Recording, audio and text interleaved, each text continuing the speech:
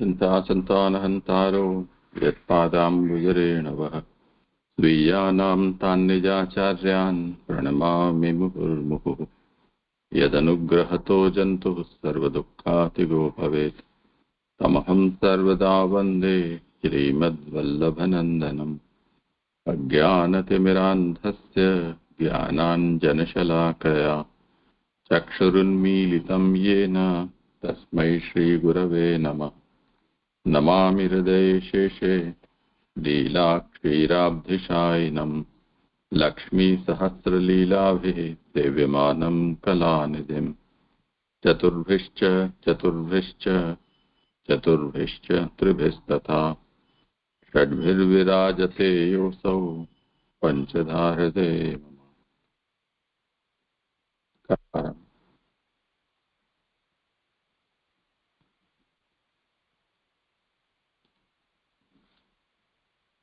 જેમનો વારો હોય તે આરંભ કરો.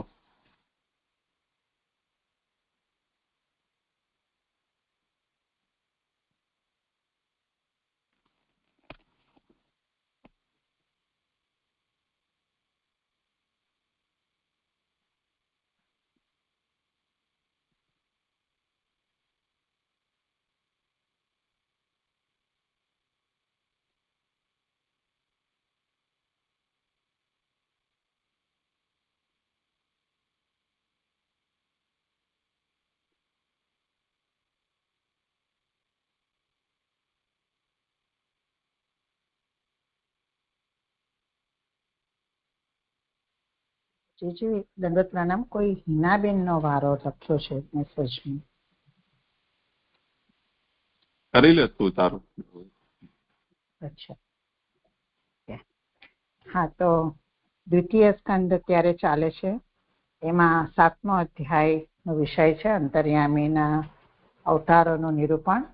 એમાં આપણે 2-2-12 જે બધા આવ્યા છે એની સાથે આપણું કોરિલેશન ચાલે છે. જે પેજ 61 પેજ પર જે શ્લોક છે 2-2-12 એના બધા વિશેષણ સાથે જે ભગવાનનો છે એનો આપણે વિચાર કરી રહ્યા હતા.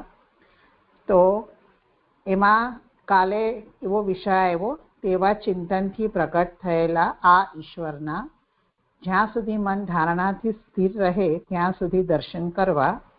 તો તેવા ચિંતનથી પ્રગટ થયેલા એ 36મા શ્લોકમાં વ્યાસજીના અવતારનું નિરૂપણ આપણે જોયું.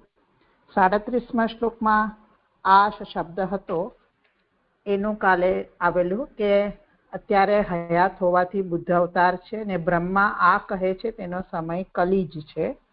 એટલે કલિયુગના જે દેવ બુદ્ધ અવતાર એનો વિચાર કર્યો. હવે જે શબ્દ છે 2-2-12 ઈશ્વરના એની વાત આવે છે 38મા શ્લોકમાં પેજ 261. આ પ્રમાણે આનું નિરૂપણ કરીને નીચેના શ્લોકમાં ઈશ્વરનું એટલે જે 2-2-12 આવ્યા છે ઈશ્વર શબ્દ એનું નિરૂપણ કરે છે. યર્હા લયેશ્વત્પી સતામ ન હરેઃ કથાઃ સ્યુ પાષંડિનો દ્વિજજના વૃષલા નૃદેવાઃ સ્વાહા સ્વધા વષડિતિ સ્મ ગિરો ન યત્ર શાસ્તા ભવિષ્યતિ કલેર ભગવાન યુગાંતે. શ્લોકાર્થ છે કે જ્યારે સત્પુરુષોના ઘરમાં પણ હરિની કથાઓ નહીં થાય, દ્વિજ પુરુષો પાખંડી થશે, રાજાઓ મ્લેચ્છ થશે, સ્વાહા સ્વધા અને વષટ એવી વાણી નહીં હોય, ત્યારે કલિયુગના અંતે ભગવાન નિયંતા થશે. એટલે આ થોડુંક જ્યારે શ્લોકાર્થ વાંચીએ તો એમ ફ્યુચરની મને સમજાયું. મેં તૈયારી નથી, હું ઓન ધ સ્પોટ કરું છું. એટલે જ્યારે જ્યારે આવું થશે ત્યારે કલિયુગનો અંત આવશે, ત્યારે ભગવાન કંટ્રોલ પોતાના હાથમાં લેશે, નિયંતા થશે એવું મને સમજાયું. એમાં સુબોધિની કહે છે કે બીજા યુગોમાં ભગવાનની કથાઓ બહાર સર્વસ્થળે થતી, પછી દ્વાપર વગેરેમાં સત્પુરુષોના ઘરોમાં થતી. એટલે કહી રહ્યા છે કે કેવી રીતે પહેલાની વ્યવસ્થા હતી. તો જે 4 યુગની ચતુર્યુગની ચોકડી જે આગળના હમણાં 1-2 શ્લોકમાં એ વિષય આવેલો હતો. તો એમાં એટલે પહેલો જે યુગ છે સતયુગ, પછી ત્રેતા એ બધામાં બધે બહાર બી સર્વસ્થલે બધી કથાઓ થતી, એટલે કોઈ મહાપુરુષ કરતા હશે અને બધા આવતા હશે સાંભળવા, એવી રીતે બહાર થતી હતી. પછી દ્વાપર જ્યારે આવ્યો ત્યારે સત્પુરુષોના ઘરોમાં કથા થવા માંડી, એટલે આમ થોડોક ચેન્જીસ આવે છે, યુગોના પરિવર્તન. અને કલી વધતા, એટલે કલિયુગ જેમ જેમ આગળ વધશે જેમ જેમ, ત્યારે સત્પુરુષોના ઘરોમાં પણ હરિની કથાઓ થશે નહીં. જ્યારે આવી પરિસ્થિતિ આવશે કે સત્પુરુષોના ઘરમાં પણ નહીં થાય, બહાર તો નથી જ થતી, હવે ઘરોમાં પણ નહીં થાય, ત્યારે નિયંતા કલ્કીના સ્વરૂપથી પ્રકટ થશે. નિયંતા એટલે ઈશ્વર, એ ભગવાનનું પ્રાગટ્ય થશે. કયા સ્વરૂપથી? તો કલ્કી સ્વરૂપથી. તેથી કલિયુગના આરંભમાં જ ભગવાને પરીક્ષિતમાં આવેશ કરી કલીનો નિગ્રહ કર્યો, છતાં પણ એવો પૂરો નિગ્રહ ન કર્યો, કારણ કે એ સમયે ભગવત ધર્મો થતા હતા અને એ ધર્મો કલીના મલનો નાશ કરનારા છે.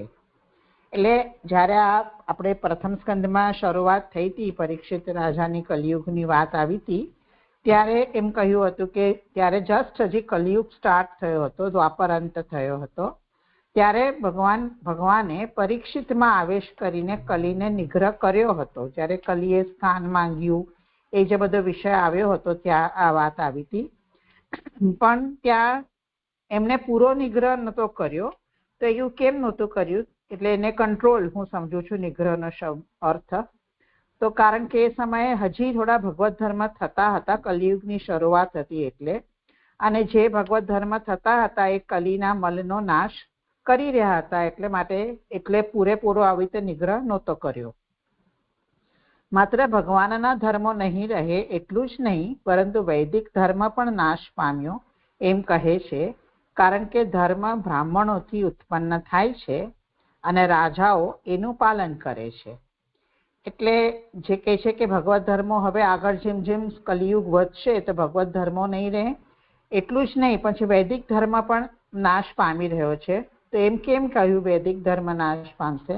કારણ કે આ વૈદિક ધર્મ તો બ્રાહ્મણોથી થાય છે અને રાજાઓ હોય એ બ્રાહ્મણોનું, એનું એટલે મને સમજાય છે કે બ્રાહ્મણોનું પાલન કરે છે.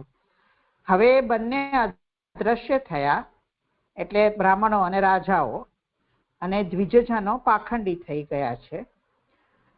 એટલે નથી હવે બ્રાહ્મણ રહ્યા, નથી આવા ક્ષત્રિય રહ્યા જે બ્રાહ્મણોની રક્ષા પણ કરે કે પાલન કરે. એટલે પછી જે દ્વિજજન છે એ બધા પાખંડી થાય છે. એવો પાખંડ ધર્મો જ આચરે છે અને એનો બોધ કરે છે. અને નૃદેવાહા એટલે રાજાઓ શૂદ્ર જ થયા. એટલે બધાની અવસ્થા બતાવે છે કે કેવી રીતે આ કલિયુગનો વ્યાપ વધી રહ્યો છે. એટલે બ્રાહ્મણો અને રાજાઓ બધા હવે શૂદ્ર થઈ ગયા છે, અને એ લોકો દ્વિજ જે છે બ્રાહ્મણો, એ બધા બી પાખંડ ધર્મ જ આચરવા માંડ્યા અને એનો જ બોધ કરી રહ્યા છે. એ આપણે અહીંયા બુદ્ધાવતારમાં પણ જોયું કે એ મોક્ષશાસ્ત્રનું વ્યાપ એમનો વધી રહ્યો હતો, એવી રીતે એમણે પ્રચાર થઈ રહ્યો હતો. એટલે આવી રીતે રાજાઓ એટલે ક્ષત્રિય અને બ્રાહ્મણની પડતી થોડી થઈ એવું સમજાય છે.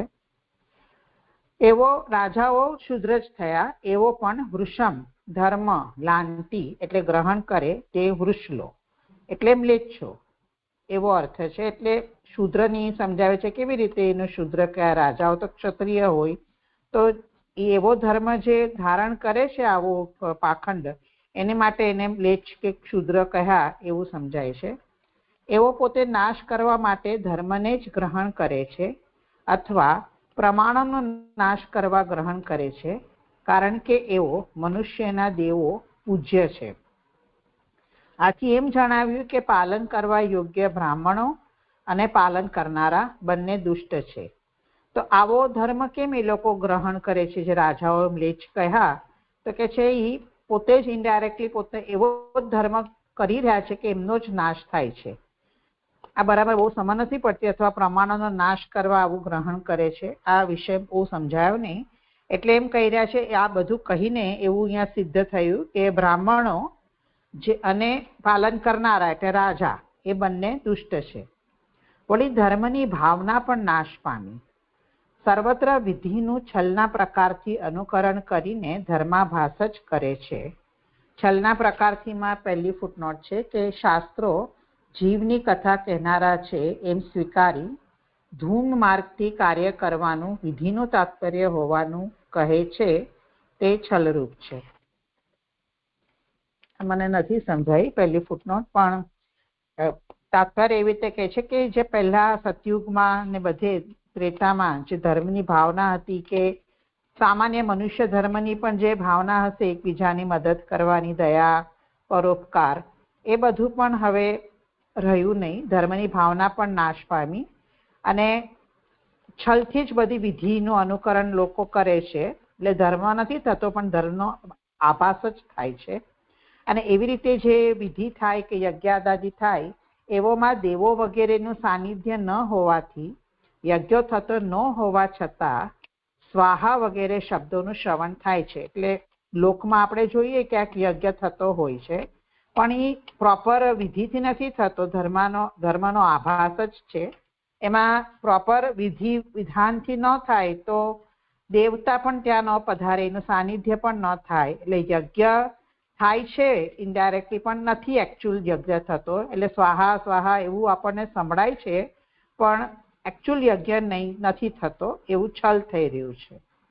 એ શબ્દો પણ જ્યારે નહીં સંભળાય ત્યારે ભગવાન અવતરશે એમ ઉત્તરાર્ધથી કહે છે. એટલે જે શ્લોકમાં આવ્યું કે સ્વાહા, સ્વધા અને વષટ એવી વાણી નહીં હોય ત્યારે કલિયુગના અંતે ભગવાન નિયંતા થશે. એટલે અત્યારે તો આપણને હજી થોડું ઘણું બી સંભળાય છે સ્વાહા વગેરે, પણ હવે એ પણ જ્યારે નહીં સંભળાય તો કલિયુગનો અંત આવતો હશે. એટલે કલિયુગના અંતે ભગવાન અવતરશે એવું અહીંયા ઉત્તરાર્ધથી કહી રહ્યું છે. તો હવે આ સ્વાહા, સ્વધા અને વષટ એનો અર્થ કહી રહ્યા છે કે સ્વાહાથી હોમ, સ્વધાથી શ્રાદ્ધ અને વષટથી યજ્ઞો જણાવ્યા છે. એટલે આ જ્યારે નહીં સંભળાય ત્યારે ભગવાન પ્રકટશે. તો એને અહીંયા રાજસ, તામસ અને સાત્વિક જણાવ્યા છે. એટલે રાજસથી સ્વાહા, સ્વધાથી તામસ અને વષટ એનાથી સાત્વિક કહ્યું છે. પછી જે શ્લોકમાં સ્મ શબ્દ આવે છે કે સ્વાહા, સ્વધા, વષટથી સ્મ, તો સ્મ શબ્દથી પ્રસિદ્ધિ જણાવેલી છે. પાણી શબ્દ એ અર્થરહિત હોવાનું કહ્યું. એટલે એવી વાણી નહીં હોય તો એ વાણી કેમ કહ્યું છે? એટલે એ બધું કદાચ આપણને સંભળાતું બી હશે, બોલતા પણ હશે, પણ એમાં કોઈ તાત્પર્ય કે અર્થ નહીં હોય એટલે અર્થરહિત હોવાનું કહ્યું. અને પછી એવું કે જ્યાં આવી વાણી નહીં હોય, એટલે જ્યાં એટલે ઘરોમાં અથવા દેશમાં. એવી રીતે કલ્કીનો અવતાર થવાના 3 કારણ છે. એટલે ત્યારે કલ્કી અવતાર થશે એમ કરીને આનું સમરાઇઝ એવી રીતે કર્યું કે 3 કારણ છે કલ્કી અવતારના. એક છે કે ભક્તિનો અભાવ થશે, એટલે ભક્તિ નહીં થતી હોય. ધર્મનો અભાવ થશે અને આભાસ ધર્મનો અભાવ અથવા વેદનો અભાવ. એટલે આ બધું જ જ્યારે નહીં થાય, ના ભક્તિ હશે, ના ધર્મ હશે, ના વૈદિક ધર્મ હશે, ત્યારે કલ્કીનો અવતાર થશે. આથી એમ જણાવ્યું કે સત્ય યુગમાં એ 3ની પ્રવૃત્તિ થશે. એ 3ની મીન્સ પછી સતયુગ જ્યારે આવશે ત્યારે ભક્તિ પણ થશે, ધર્મ પણ થશે અને આ વૈદિક ધર્મ પણ થશે. જ્યારે આ કલ્કી અવતાર થશે એટલે આ બધું સતયુગનો પ્રારંભ થશે, એટલે આ પ્રવૃત્તિ થશે. યુગના અંતે એટલે 4 યુગ પૂરા થશે ત્યારે ભગવાન, એ શબ્દથી એમ જણાવ્યું છે કે એ સમયે સર્વ ભગવત ધર્મો પ્રકટ થશે. એટલે પછી આ બધું જે કેન્સલ થઈ ગયું હતું, આપણે જે હમણાં આગળ ન થયું કે આ બધું હવે નથી થતું, ત્યારે સતયુગ હવે આવશે, ભગવાન કલ્કી આવશે ત્યારે, અને પાછા એ બધા ભગવત ધર્મ પ્રકટ થશે. એવું આ ઈશ્વર શબ્દ જે 2 બારમાં આવ્યો છે એનું અહીંયા આ રીતે મહાપ્રભુજી એનું અહીંયા કનેક્ટ કરીને સમજાવ્યું. એટલું હું સમજી જઈએ. કઈ હોય વિચારણી? આ પહેલી ફૂટનોટ થી શું કહી રહ્યા છે? આ સર્વત્ર વિધિનું છલના પ્રકારથી અનુકરણ કરીને ધર્માભાસ જ કરે છે.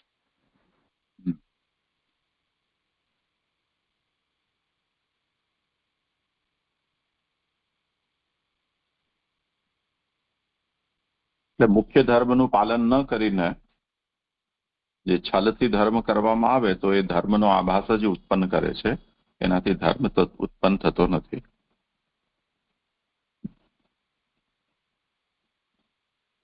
એટલે અહીંયા ધૂમ માર્ગથી બધાનું તો લખ્યું છે ને, એ પોઈન્ટ સમજાયો નહીં. નોટમાં જે લખ્યું છે ને, ધૂમ માર્ગથી કાર્ય કરવાનું વિધિનો તાત્પર્ય એમ. હા, તો શાસ્ત્રસ્ય જીવ પરત્વમ, સૌથી પહેલી વસ્તુ એ જે કંઈ પણ છે શાસ્ત્ર એ જીવોના પરખ છે. આ પહેલો સિદ્ધાંત છે. એટલે ઈશ્વરને ત્યાંથી હટાવી દેવું. મોટે ભાગે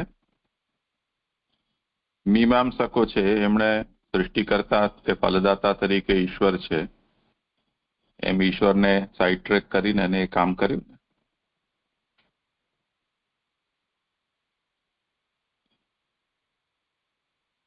તો એનાથી શું થશે?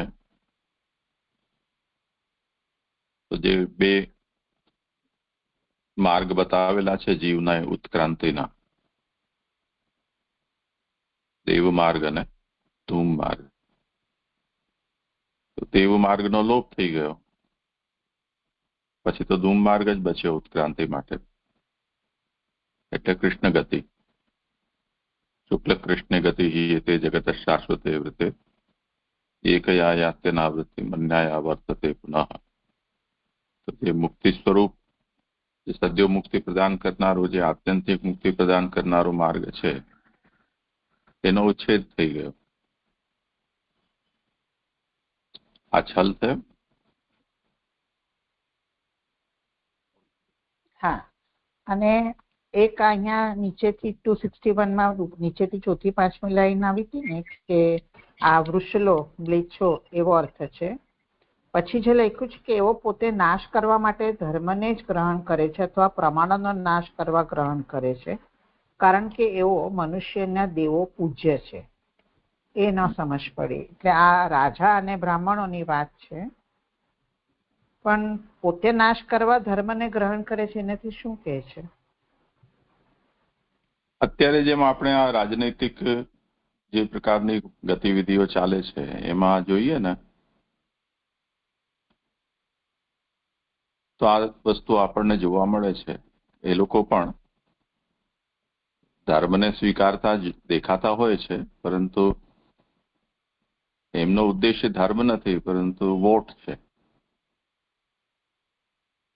અને એમની કુર્સી સત્તા જે રીતે ટકી શકે તે રીતે ધર્મનો ઉપયોગ કરે છે. એમ નહીં કે ધર્મ જે રીતે હોય તે રીતે આપણે રાજ્ય કરવું.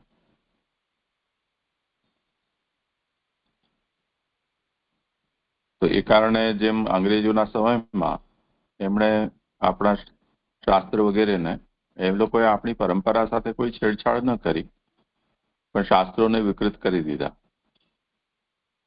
ખોટા અર્થો કરીને. તે જ રીતે દયાનંદ સરસ્વતી જેવા જે એમના વિચારોને અનુરૂપ હતા એવા લોકોને આગળ કરીને અને વૈદિક ધર્મમાં ફૂટ પાડવાનો એમણે પૂરો પ્રયાસ કર્યો. તો અત્યારે બસ એ જે વર્ણાશ્રમ એમને નડતું હતું, એટલે વર્ણાશ્રમનો ઉચ્છેદ કરનારો જે પણ વ્યક્તિ હોય તેમને આગળ કરતા એ વસ્તુ અત્યારે પણ ચાલી જ રહી છે. તો ચાહે મોદીજી હોય કે ભારતીય જનતા પાર્ટી હોય, ચાહે આરએસએસ હોય કે રામદેવ બાબા હોય, એ લોકો બધા એ જ વિચારધારાના છે મૂળમાં. પણ કેમ કે હજી એ લોકો ખુલીને એટલા માટે બોલી નથી શકતા કેમ કે એમને જનતાના વોટ જોઈએ છે. પછી એ બધા એ દયાનંદના માનસ સંતાનો છે બધા છે.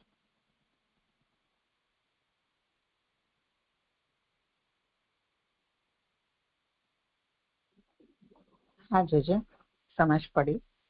આ શ્લોક સંપન્ન થયો. આગળ પ્રીતિબેનનો છે વારો.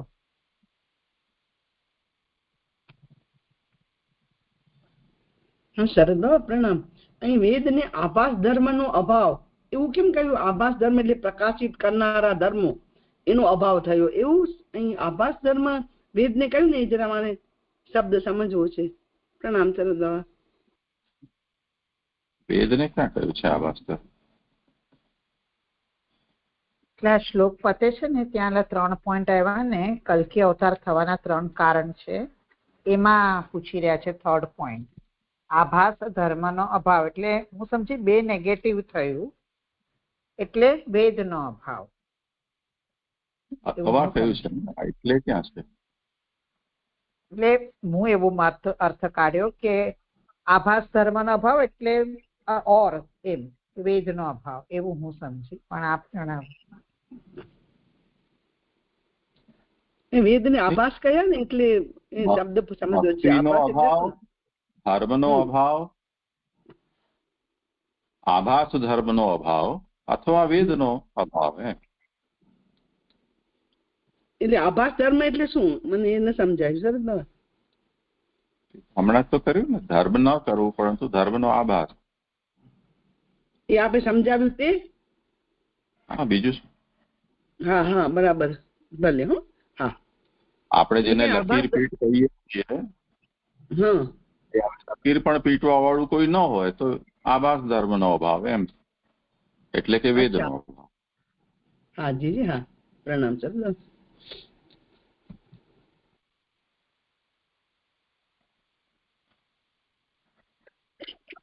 જી જી જી, દંડ પ્રણામ. એ જ પ્રશ્ન હતો કે આભાસ ધર્મ થાય તો પછી કલ્કી અવતારનું પ્રાકટ્ય થાય ને, તો આભાસ ધર્મ થાય તો પ્રાકટ્ય, તો આભાસ ધર્મનો અભાવ તો વેદનો અભાવ. એ જ તો મને નથી સમજાતું છે હજી પણ, કે આભાસ ધર્મ થાય તો પછી કલ્કી અવતાર થાય ને, એવી રીતે મને હું સમજી. એટલે જ્યાં ભક્તિનો અભાવ થયો, ધર્મનો અભાવ થયો તો પછી આભાસ ધર્મનો અભાવ, એ મને ના સમજાયું હજી પણ. જે એટલું પૂછવું હતું.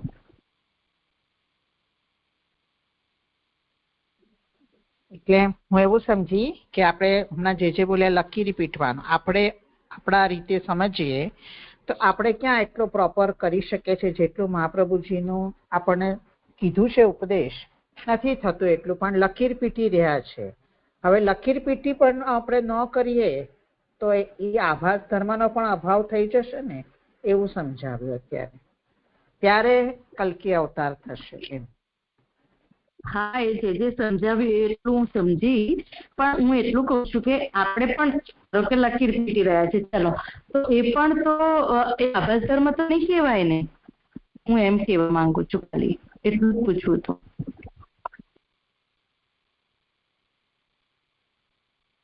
લકીરે નહીં પીટાય એમ. પછી એ આભાસ ધર્મ તો આભાસ રહ્યો છે ને કલયુગમાં, તો એ આભાસ ધર્મ ની કઈ લકીરો પીટી રહ્યા છીએ, એ ધર્મની વાત જ નહીં કરે કોઈ, એ અભાવ થશે. હું એવું સમજી સરસ. હા, એવું સમજાયું છે, કહ્યું છે, પણ આપણે જે લકીર પીટી રહ્યા છે તો આભાસ ધર્મ કેવાશે એને શું, એમ પૂછી રહી છું. આભાસ જ કહેવાશે ને, કરતા નથી, લકીર પીટી રહ્યા છે. યથાર્થ રીતે તો થતું નથી ને ધર્મ. થવું જોઈએ એ રૂપમાં નહીં તો પછી આભાસ જ છે ને. આભાસ ને હજી પણ નથી સમજાતો. બિરાજે કરશે.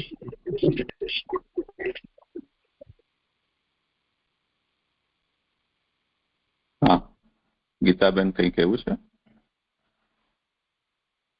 મારો પ્રશ્ન છે એમાં નથી કેવું, એટલે હું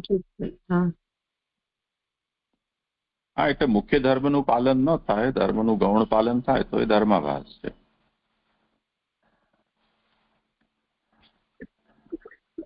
ગૌણ પાલન થાય તો ધર્માભાસ કહેવાય એમ, એ મને નથી ખબર. જે હા, ભલે જે આપે કહ્યું. દંડત પ્રણામ.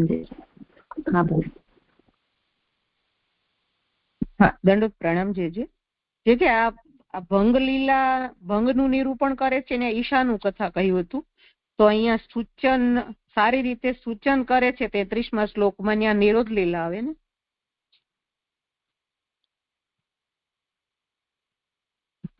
હેલો. હા, ચોક્કસ છે. સારું. હા, 33મા શ્લોકમાં નિરોધની જ વાત હતી કાલે પરમ દિવસે. કાલે હું ટ્રાવેલ્સમાં હતી એટલે અમુક સંભળાણ્યું ન હોય એટલે ખાલી પૂછ્યું છું. અને ઘણાની સ્થિતિ 34મા શ્લોકમાં છે, એમાં શું આવશે? એમાં મુક્તિ આવી હતી 34માં મુક્તિ ને 35માં અનુગ્રહથી આશ્રય.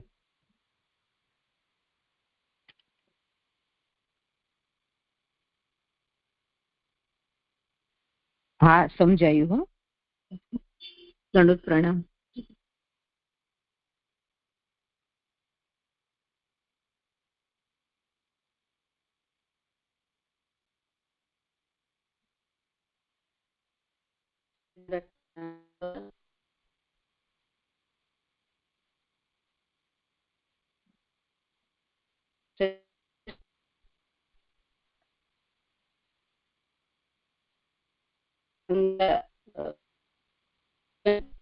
સંભળાય છે? ના પ્રીતિબેન, નથી આવતો અવાજ, બ્રેક થાય છે. એ પાછું ક્યાં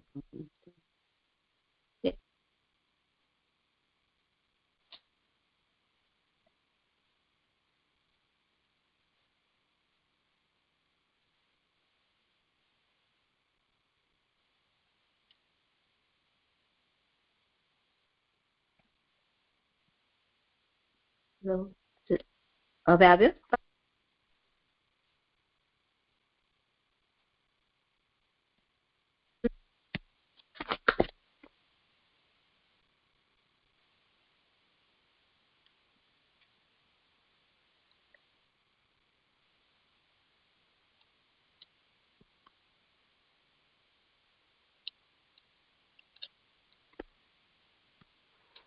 હલો પ્રીતિબેન, સંભળાતું નથી કઈ?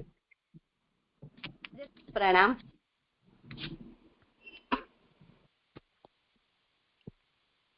જય જય દંડવત પ્રણામ. કેમ અવાજ નથી આવતો? હા હવે આવ્યો છે ખરો. જય જય દંડવત પ્રણામ. ચાલુ કરું. 39મો શ્લોક છે જે એવી રીતે સર્વ ગુણો સાથે સર્વ અંતર્યામી સ્વરૂપનો ઉત્પત્તિથી વિચાર કરીને જ્યાં સુધી મન ધારણાથી સ્થિર રહે 2-2-12 અંશનો વિચાર કરતા નીચેના શ્લોકથી આરંભી 3 શ્લોકથી ભગવાનનું મહાત્મ્ય કહે છે. એટલે આ બધા ધર્મયુક્ત અંતર્યામી કહેવાય છે. તો એ અંતર્યામી કેવા છે? તો કે સર્વવ્યાપક છે. અને એ આપણને 38મા શ્લોક સુધી એમને આપણને અંતર્યામીનો પદસ્થ વિચાર આપણને સમજાવ્યો.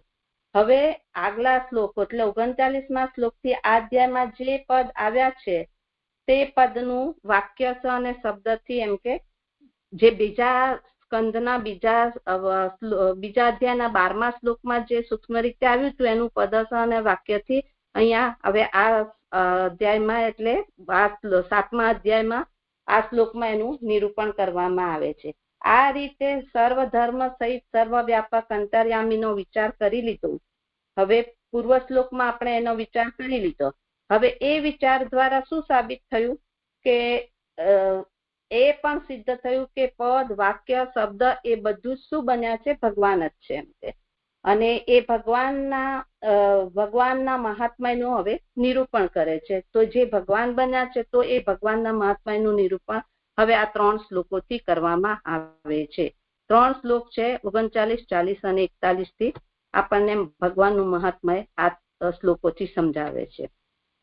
સર્ગ તપોહ મૃષ્યા નવ એ પ્રજેશા સ્થાને અથ ધર્મમખ મન્વમરા અવનિશા અંતે ધર્મ હર મન્યુવસા અરસુરાધા માયા વિભૂતિય ઈમા પુરુષ શક્તિ ભાજ. શ્લોકાર્થ સૃષ્ટિમાં તપ હું અને જે 9 પ્રદેશો છે તે ઋષિઓ પછી સ્થિતિમાં ધર્મ યજ્ઞ મનુ મન્વંતરના દેવો અને રાજાઓ સંહારમાં તો અધર્મ હર ક્રોધને વશ રહેનારા અને અસુરો વગેરે ઘણા શક્તિવાળા ભગવાનની આ માયાની વિભૂતિઓ છે. એટલે આના શ્લોકાર્થમાં પણ આપણને ઉત્પત્તિ સ્થિતિ અને લયથી સમજાવે છે કે ઉત્પત્તિમાં કયા સ્થિતિમાં કયાને લય. હવે એનું સુબોધિનીજી આવા ભગવાનની મૂર્તિનું ધ્યાન કરવામાં મન સ્થિર રાખવાનું કારણ ભગવાનનું મહાત્મ્ય છે. એટલે જો ભગવાનનું મહાત્મા હોય તો જ આપણે મૂર્તિમાં એટલે ભગવાનની મૂર્તિમાં આપણે ધ્યાન સ્થિર રાખી શકીશું. કેમ? તો કારણ કે મહાન ઘણા સમય સુધી રહે નહીં. એટલે પહેલા 39મા શ્લોકમાં આ સમજાવી રહ્યા છે, એનું આપણને સમજવાનું છે કે મહાન ઘણા સમય સુધી રહે નહીં. બીજું, અસ્થિર મનથી મહાનનું ચિંતન કરી ન શકાય, કારણ કે સારી રીતે સ્ફુરે નહીં તો અપરાધ થઈ જાય. એ 39મા શ્લોકમાં એને સમજાવશે. પછી અને 3, મહાનની ધારણા કરવાથી ઉદ્વેગ થાય. એમ 3 પ્રકારથી મહાત્મય જણાવે છે. આમાં પહેલી ફૂટનોટ રહી ગઈ મહાન. તો પહેલી ફૂટનોટમાં અંતર્યામી બધા ગુણો સાથે ઉત્પન્ન થતા હોવાથી વિચાર કરતા જુદા જુદા અવતારો વગેરે જણાવનારા શબ્દો ભગવાનના જુદા જુદા અંગો જણાવે છે. આ વાક્યનું તાત્પર્ય એ કે જુદા જુદા અંગો છે એ દ્વારા ભગવાનના અર્થવાળા થાય છે, એમ શ્રવણ વગેરેથી થાય છે. આવા ભગવાનના સર્વ અંગો જોવાનું અશક્ય હોવાથી ધારણા પ્રકાર જણાવતા મહાત્મય કહે છે. એટલે અહીંયા એમ કહે છે કે એમની ધારણા કેમ થઈ શકતી નથી? તો કે છે કે પ્રભુ કેવા છે? અંતર્યામી, અને એના ગુણો સાથે એમ કે આ બધા વિચાર જુદા જુદા અવતારોની સાથે અંતર્યામીના સ્વરૂપનો વિચાર કર્યો છે, તો એના અંગો પણ જુદા જુદા છે. અવતારોની સાથે જે સરખામણી કરી છે અંગો પણ જુદા છે. તો એ જુદા જુદા અંગો દ્વારા ભગવાનના જે આપણને ધ્યાન કરવાનું છે એ શક્ય નથી. એવા ભગવાનના સર્વ અંગો જોવાનું અશક્ય છે. એટલે ધારણાનો પ્રકાર જાણવા માટે અહીંયા મહાત્મય કહે છે. એવી પહેલી ફૂટનોટમાં બતાવ્યું. અહીંયા મહાન શબ્દમાં પહેલી ફૂટનોટ આવી. ઘણા સમય સુધી રહે નહીં. પછી બીજું, અસ્થિર મનથી માનનું ચિંતન કરી ન શકાય. અને ત્રીજું, મહાનની ધારણા ઉદ્વેગ થાય. હવે એ આપણને એમાં હવે મહાનની ધારણા કરવા એનો ઉદ્વેગ થાય તેમાં બીજી ફૂટનોટ છે. આ ભાગ 39 થી 41 સુધીના 3 શ્લોકોનું તાત્પર્ય કહેલું છે. એટલે 40મા શ્લોકનું અને 41મા શ્લોકનું આ તાત્પર્ય એમને કહ્યું. એમ 3 પ્રકારથી મહાત્મા જણાવે છે.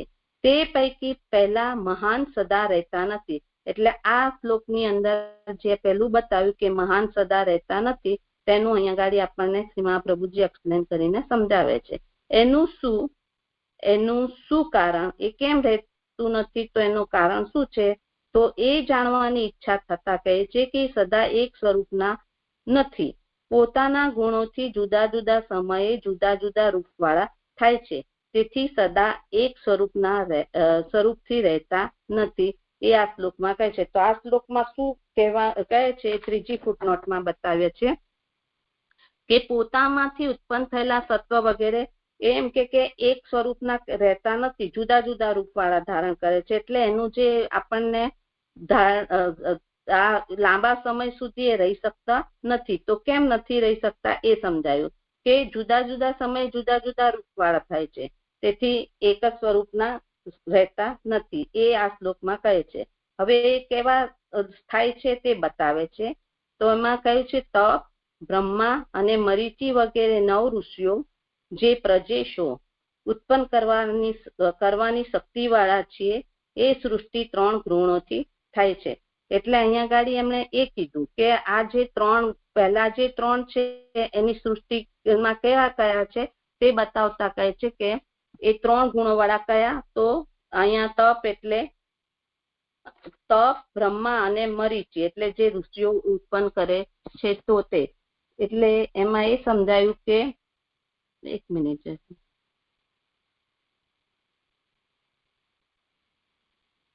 એમાં પહેલામાં તપ, બીજું બ્રહ્મા અને ત્રીજું પ્રજા.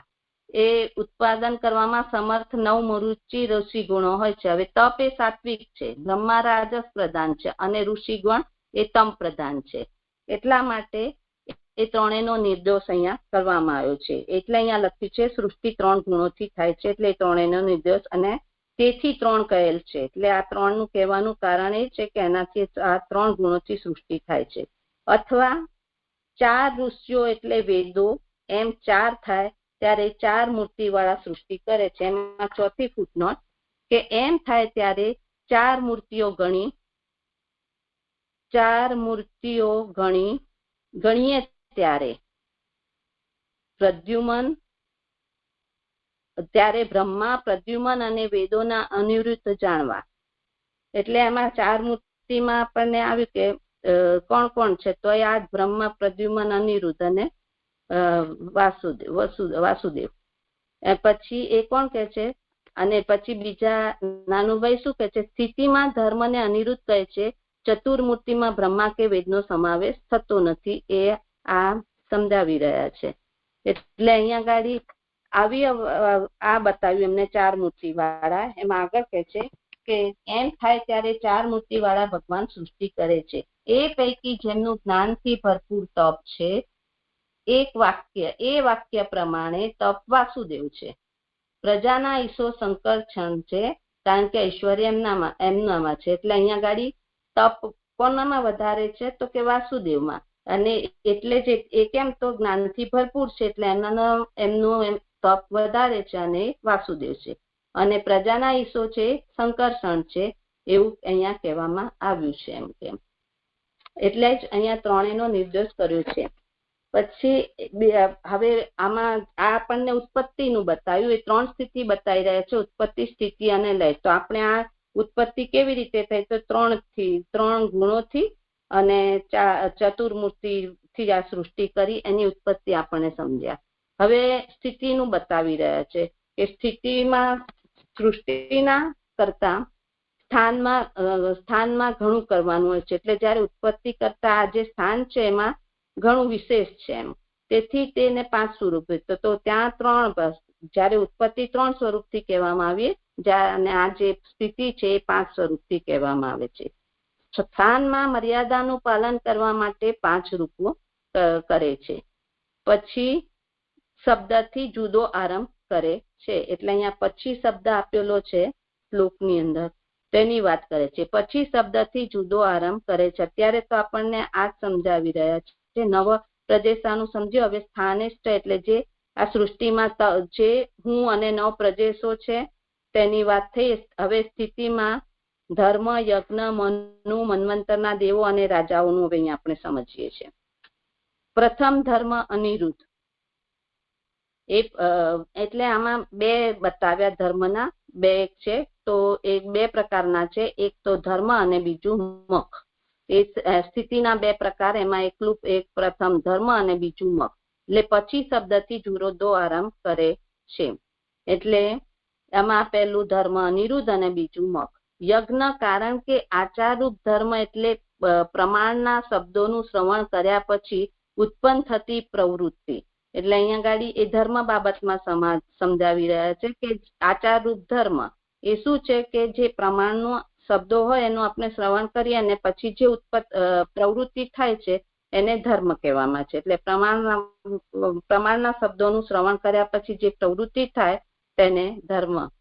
પછી આ મખને સમજાવતા કહે છે યજ્ઞ. મખ એટલે યજ્ઞ. યજ્ઞ તો પ્રયત્નથી જણાતું અનંત મૂર્તિ વાળું ભગવાનનું સ્વરૂપ છે. એટલે આ યજ્ઞ નારાયણનું સ્વરૂપ. અનંત મૂર્તિ વાળું કીધું એટલે સહસ્ત્ર મૂર્તિ વાળું આ સ્વરૂપ છે. ઉત્પત્તિમાં જે વેદ સ્વીકારેલ તેના અંગો સાથેનો અર્થ અહીં ગ્રહણ કરેલો છે. ઉત્પત્તિમાં એટલે 5માં કીધું, 5મી ફૂટ. વેદ નારાયણ તાત્પર્ય વાળા હોવાનું કહ્યું છે. એમાં 2, 5, 15માં પણ એવું જ સમજાવ્યું છે કે વેદોનું પ્રયોજન નારાયણ છે અને દેવો નારાયણના અંગમાંથી ઉત્પન્ન થયેલા છે. એટલે લોકો નારાયણમાં સમાયેલા છે અને યજ્ઞોનું પ્રયોજન પણ નારાયણ જ છે. એ 2, 5, 15માં એ સમજાવ્યું છે. એ 5મી ફૂટનો 1 મિનિટ પ્રવૃત્તિ. ઉત્પન્ન થતી પ્રવૃત્તિ યજ્ઞ પ્રયત્નથી જણાતું અને અનંત મૂર્તિ વાળા ભગવાનનું સ્વરૂપ છે. ઉત્પત્તિમાં જે વેદ સ્વીકારેલ છે તેના અંગો સાથેનો અર્થ અહીં ગ્રહણ કરેલો છે. એટલે આ નારાયણનું કાર્ય એ વેદોનું રાખવાનું એ અહીંયા ગાડી બતાવ્યું છે. પછી બીજું બતાવે છે એક ત્રીજું, મનુ ધર્મની પ્રવૃત્તિ કરાવનાર છે. જે આપણે આમાં મૂળમાં જોયું ને એ પ્રવૃત્તિ કરાવનાર છે. કારણ કે મન્વંતર સદ ધર્મ છે. એટલે મનુની પ્રવૃત્તિ શું છે? તો ધર્મની પ્રવૃત્તિ કરવાની છે અને એ સદ્ધર્મ છે. ચોથું બતાવ્યું અમરાદેવો, એવો સ્વર્ગનું પાલન કરનારા છે. અને પાંચમું બતાવે છે અવનિશા એટલે ભૂમિનું પાલન કરનારા રાજાઓ. એટલે અહીંયા ગાડી 5 પ્રકારે બતાવ્યું. દેવો એ સ્વર્ગનું પાલન કરે છે, ભૂમિનું પાલન કરનારા રાજાઓ છે, મનુ ધર્મની પ્રવૃત્તિ કરાવવા વાળા છે, અને આ અનંત મૂર્તિ વાળાનું આ ભગવાનનું સ્વરૂપ છે. એ રીતે અહીંયા ગાડી સ્થિતિમાં 5નું એમને સમજાવ્યું. હવે આવ્યું છે સંહાર. એ સંહાર ઉત્પત્તિ, સ્થિતિ અને લય કરવામાં તેથી પણ અધિક જરૂર હોવા છતાં સંહારમાં તો થી અનાદરથી નિરૂપણ કરે છે. એટલે આના ઉત્પત્તિ સ્થિતિ કરતા પણ આમાં એની અધિક જરૂર છે અને આ સંહારથી તેનો અનાદરથી એનું નિરૂપણ કરે છે. સંહાર કરવા માટે અધર્મ, પછી બીજું યજ્ઞના વિરોધી હર, ત્રીજું ક્રોધને વશ રહેનાર મનુના વિરોધી શર્પુ વગેરે, અને ચોથું દુષ્ટ રૂપ વાળા અસુરો દેવોના વિરોધી વગેરે શબ્દથી ભૂમિ ઉપર નાશ કરનારા ચોરો, વાઘો વગેરે એવો અસુરોના પક્ષપાતી હોવાથી અસુરો જેવા મુખ્ય છે તેવા કહેલા છે. એટલે સંહારમાં જે 4 બતાવ્યા તો એ કયા? પહેલું છે તે અધર્મ, સંહાર કરવા માટે અધર્મ છે. પછી યજ્ઞના વિરોધી કોણ છે? તો મહાદેવ, તો મહાદેવનો એ યજ્ઞના વિરોધી છે. પછી ત્રીજું ક્રોધને વશ રહેનાર મનુના વિરોધી કોણ છે? મનુના વિરોધી સર્પો છે. અને ચોથું દુષ્ટ રૂપ વાળા અસુરો એ કોના વિરોધી છે? તો કે દેવોના વિરોધીઓ છે. આ વગેરે શબ્દથી ભૂમિ પર નાશ કરનારા, ભૂમિનો નાશ કરનારા કોણ છે? તો ચોરો છે, વાઘો છે અને અસુરોના પક્ષપાતી છે. એટલે અસુરોની ફેવર હોવાથી અસુરો જેવોમાં એ મુખ્ય છે તેમ કહેવામાં આવે છે. આવી રીતે સંવારના 4 જણાવ્યા, ઉત્પત્તિના 3 બતાવ્યા અને સ્થાનના 5 બતાવ્યા. આવી રીતે આ રીતે એમને નિરૂપણ કર્યું. હવે જે આગળ કરું કે આમાં સમજાવું છે.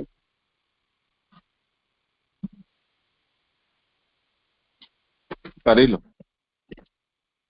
ભગવાનના આવા અનેક સ્વરૂપ વાળા કેમ છે? અહીંયા એવો પ્રશ્ન થાય છે કે ભગવાન આવા અનેક સ્વરૂપ વાળા કેમ છે? તો એ સંબંધમાં માયા વિભૂત્ય એટલે જે શ્લોકમાં આપ્યું છે ને તેને બતાવે છે કે માયા વિભૂત્ય જે આ બીજા આમાં આપેલું છે. માયા વિભૂત્ય ઈમાં એટલે માયા વિભૂત્ય શબ્દ યોજેલ છે. એ 7મી ફૂટનોટ છે, તો છેક સુધી આવે છે, પછી જોઈએ. એટલે આમાં 4 વિભૂતિઓ બતાવેલી છે. માયા માટે વિભૂતિઓ, માયામાં, માયાની અથવા માયાથી વિભૂતિઓ કરે છે. એટલે આ 4 રીતે એમાં બતાવેલી છે. તો માયાનું પહેલું નિરૂપણ કરેલું છે એમાં. હવે આ માયા જગતનું કારણ બનેલી છે. તો એમાં પહેલું આપણે જોઈએ કે આ માયા શું છે? તો માયા એ જગતનું કારણ બનેલી છે. તો માયા એ પહેલું જ્યારે ભગવાન જગત રૂપથી થાય છે અથવા એટલે પહેલાની આમાં 7માની ફૂટનોટ જોઈએ તો જુદા જુદા કલ્પમાં જુદા જુદા પ્રકારની સૃષ્ટિ થાય છે. માટે માયા સંબંધી આ 4 સમાસનો પ્રકાર કહેલા છે.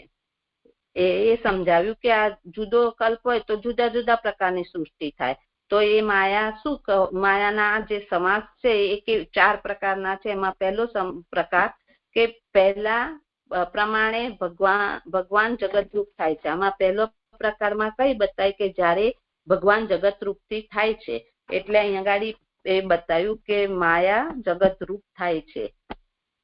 પછી બીજા પક્ષમાં માયા નિમિત્ત છે અને ભગવાનના સ્વરૂપો સહકારી છે. એટલે અહીંયા ગાડી માયામાં બીજામાં શું છે કે એવા પ્રકારની આકૃતિ કરવા માટે ભગવાનનું નિમિત્ત થાય છે. એટલે એના અર્થમાં જ અહીં સમજાઈ રહ્યા છે કે આ બીજા પક્ષમાં માયા નિમિત્ત છે અને ભગવાનના સ્વરૂપો સહકારી છે. પછી ત્રીજામાં સમજાવે છે કે ભગવાનની સેવા માટે ઉત્તમ સાધનો પ્રાપ્ત કરાવે છે. તો એ શું બતાવ્યું કે ત્રીજામાં એ રચનારી અને સ્વરૂપો કરણ થાય છે. અને ચોથામાં સમજાવે છે કે ભગવાન જગત રચે ત્યારે પોતે કરણ થાય છે. એટલે આ જયારે ચોથામાં માયા કરણ થાય છે અને સ્વરૂપો વ્યાપાર થાય છે.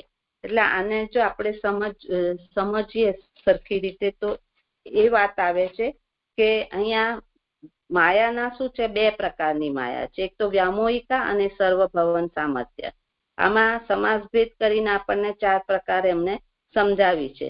તો પ્રથમ પક્ષમાં માયા માટે કીધું તો એમાં શું છે કે એ 11મા સ્કંદમાં આપણને બતાવ્યું હતું કે પ્રકૃતિ જગતરૂપ થાય છે અને પ્રકૃતિ પાસે પોતાનું કોઈ સાધન નથી. એટલે આ બધી વિભૂતિઓ પ્રકૃતિની સહાયતા માટે થાય છે. એટલે એ ત્યાં થઈ એ ઉપાદાન કારણમાં થઈ છે.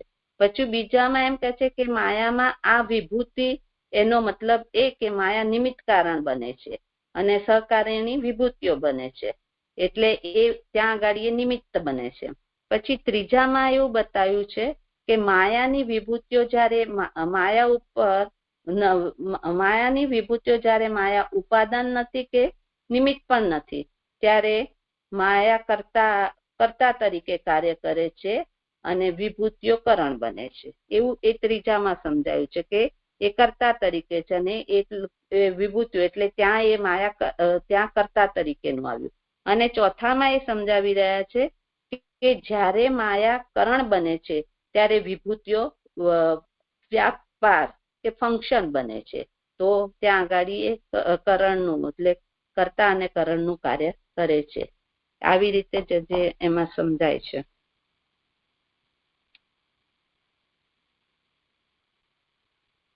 આગળ કરું જે સમજાવવાનું. જો એમ ના કરે તો એ કરણ વગર થઈ શકે નહીં. આ ભગવાનના રૂપો આવે ત્યારે જ માયાનું કાર્ય હોવાનું ઘટતું નથી. જે આ લાઈન નથી સમજાતી કે જ્યારે ભગવાનના રૂપો આવે ત્યારે માયાનું કાર્ય ઘટતું નથી. એ સંબંધમાં ઘણા શક્તિવાળા એમ કહેલું છે. એટલે માયા કેવી છે તો ઘણી શક્તિવાળી છે, સર્વભવન સમર્થ છે. એટલે સર્વન થવાની શક્તિવાળી માયાના એક કાર્યમાં જોઈતી સર્વ સામગ્રી હોવાથી એ ન જણાય તેવા રૂપવાળીનું નિયમન કરનાર અથવા એને જણાવનાર સ્વરૂપો છે. જે આ 3-4 લાઈન નથી છૂટ થતી બરાબર. અને આ સ્વરૂપોનું સામર્થ્ય ચોક્કસ હોવાથી એમાં કોઈ દોષ નથી. એટલે એ ભલે ને સર્વભાવન સામર્થ્ય જુદો જુદો સ્વરૂપો ધારણ કરે છે તો પણ એનામાં કોઈ દોષ નથી. એવી રીતે ભગવાન પણ ક્ષણે ક્ષણે જુદા રૂપો ગ્રહણ કરતા હોવાથી એક પ્રકારની ધારણા રહેતી નથી. તો આનું આપણને અહીંયા સમજાવે છે કે આમાં આપણને મન કેમ સ્થિર નથી રહેતું, એનું અહીંયા ગાડી સમ આપે છે કે માયાએ જુદા જુદા રૂપો ગ્રહણ કરવાથી કોણ પ્રભુ, એટલે એ પ્રકારની ધારણા રહેતી નથી. અને જ્યાં સુધી મન ધારણાથી સ્થિર રહે એમ કહેલું છે. એવી રીતે મહાન ઘણો સમય રહેતા નથી એમ જણાવ્યું. એટલે કે જો આ ધારણા પણ જો સ્થિર ન રહી શકતી હોય તો એ કેવી રીતે એમ કે મહાન પણ એ સમય ઘણો લાંબો સમય સુધી એ પણ રહી શકતા નથી. એટલે ધારણા રહેતી નથી ત્યાં ને જ્યાં સુધી મન ધારણાથી સ્થિર રહે નહીં ત્યાં સુધી આ મહાન પણ ઘણો સમય રહેતા નથી. એટલે આ મહાન છે તો આવા મહાન મહાત્મય વાળા છે. એટલે તેથી આ પ્રભુનું મહાત્મય આવું છે કે એ પણ સ્થિર રહી શકે તેવું નથી. એમ જે આ સંપન્ન થયો પણ આ છેલ્લું પેરાગ્રાફમાં નથી એટલું ક્લિયર થયું. તો હાથ ઊંચો કરી લો તો હું મેનેજ કરી શકું. એ જજે મારું થતું નથી.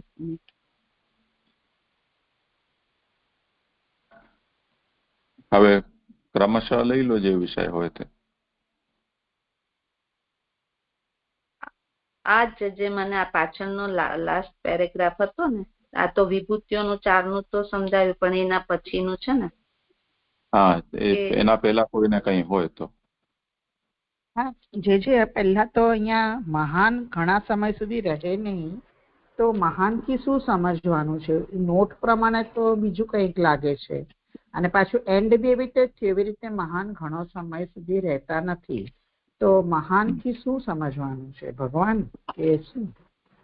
એટલે એમ કે બધી રીતે સર્વ સંપૂર્ણ છે, એનામાં કોઈ વાતની કમી નથી. એ જ રીતે મહાનને અહીંયા ઉપયોગ કરેલો એવું લાગે છે.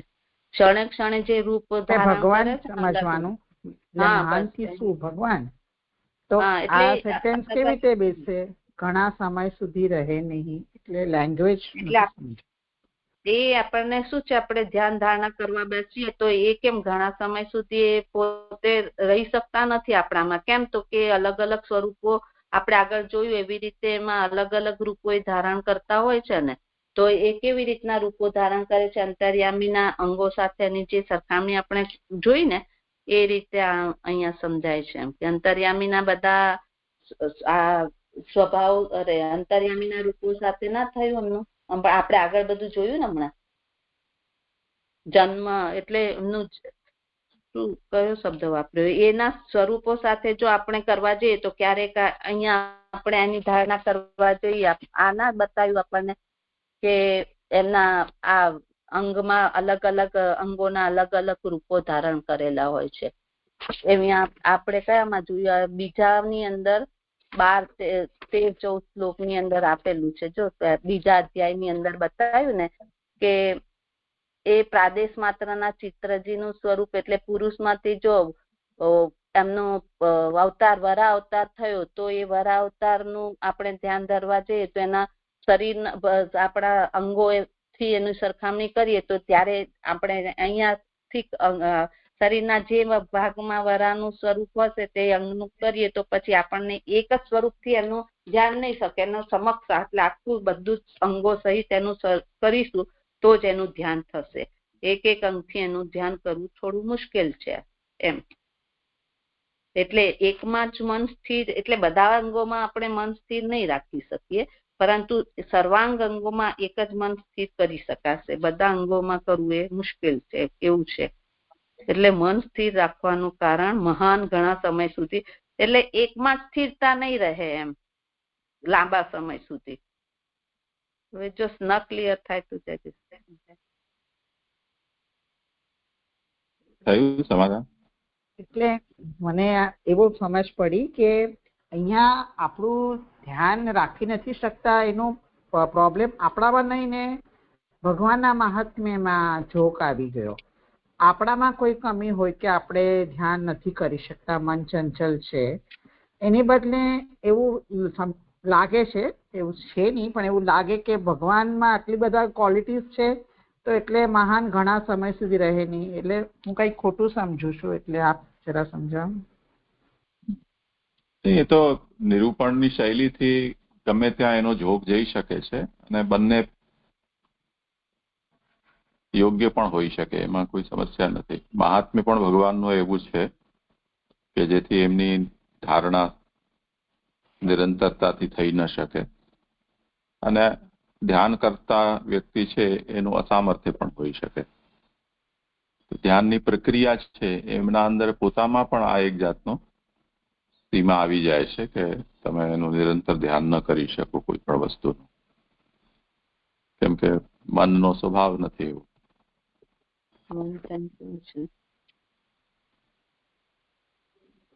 હા, એ સમજ પડી. અને આ સૃષ્ટિની ઉત્પત્તિમાં તપ કહ્યું તો તપ એટલે અહીંયા વાસુદેવ સમજવાનું. એ વાસુદેવ, બ્રહ્મા અને મરીચી એમ થયું ઉત્પત્તિના 3 દેવ. તપ પાછળ લખ્યું આવ્યું પછી, પણ એ પછી એવું આવ્યું ને એ વાક્ય પ્રમાણે તપ વાસુદેવ છે એ ન સમજ પડી મને. પેજ 263 પર પહેલી લાઈનમાં છે. કરો સમાધાન.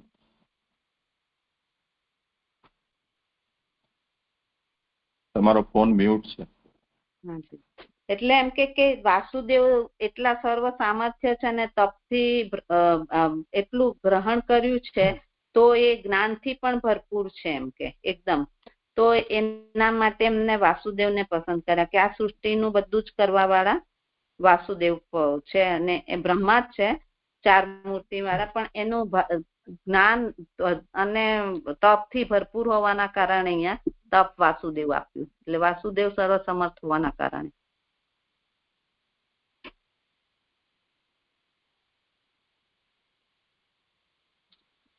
એવું નથી લાગતું. એટલે પહેલા 3 કહી દીધા અને પછી ઋષિઓ એટલે વેદો ચોથું પોઈન્ટ કહ્યું.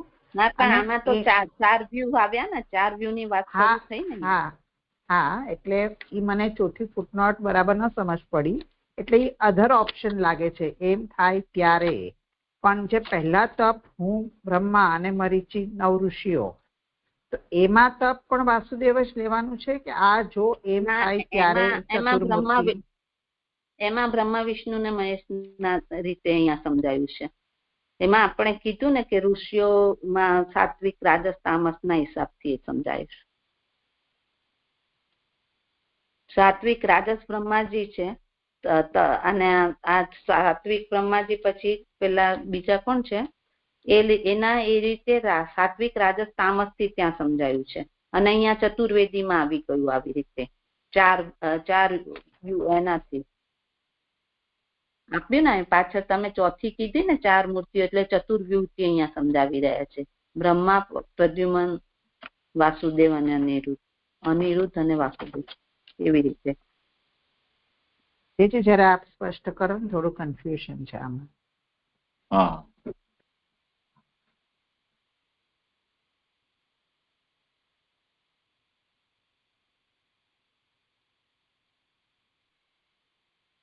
જ્યારે પ્રભુ સૃષ્ટિ કરે છે ત્યારે આ રૂપોને પ્રકટ કરે છે. એમાં સૌથી પહેલા તપ કહ્યું, એના પછી બ્રહ્મા કહે છે હું પોતે, અને મરીચી વગેરે 9 ઋષિઓ કે જે પ્રજાને ઉત્પન્ન કરવા સમર્થ હોય છે. આ બધા સાત્વિક રાજસ તામસ ભેદથી થયા. તે જ રીતે ઋષિઓ પણ. તો 9 થી જો અલગ ગણો તો મરીચી વગેરે થશે, અને ઋષિઓ શબ્દથી અલગ ગણશો તો ઋષિ અથવા વેદ. તો કુલ 4 થયા સૃષ્ટિના આરંભમાં. એ ચતુર્મૂર્તિ શું છે? તો એમાં તપ છે એ વાસુદેવ છે. હવે મૂર્તિને અહીંયા ઘટિત કરવી પડશે ને, તો વાસુદેવ, અનિરુદ્ધ, સંકર્ષણ, પ્રદ્યુમ્ન, એ રીતે. તો તપ છે એ વાસુદેવ છે. તો અસ્ય જ્ઞાનમયમ તપઃ મુંડકોપનિષદમાં આનું નિરૂપણ થયેલું છે. તો તપ છે એ વાસુદેવ સ્વરૂપ છે, અને સંકર્ષણ રૂપ આ બધા પ્રજાને ઉત્પન્ન કરવા સમર્થ જે થયા તે.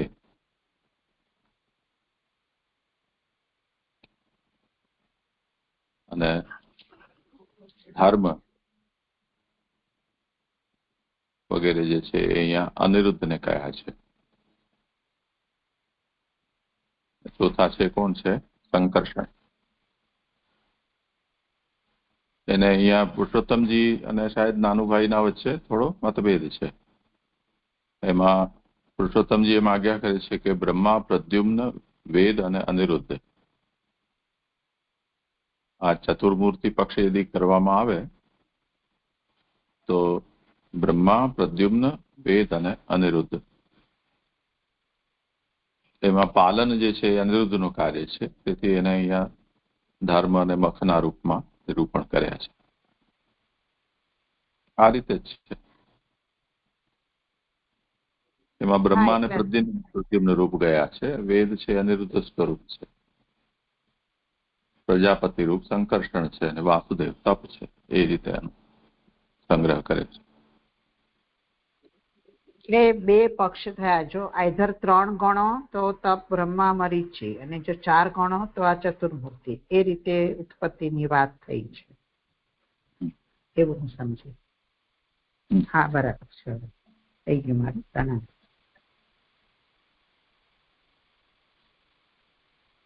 હા, તમારે શું છે વિષય જોઈ લો. હા, જે છે આ પાછળનું છે ને, આ 4 નું તો સમજાયું, પણ પછી 4 પછીનું છે ને કે એ સમયે નિમિત્ત કરવા ભગવાન પોતાના કેટલા રૂપો કરે છે. જો એમ ના કરે તો કરણ વગેરે થઈ શકે નહીં. હવે અહીંથી આ ભગવાનના રૂપો આવે ત્યારે માયાનું કાર્ય હોવાનું ઘટતું નથી. ત્યાંથી જ.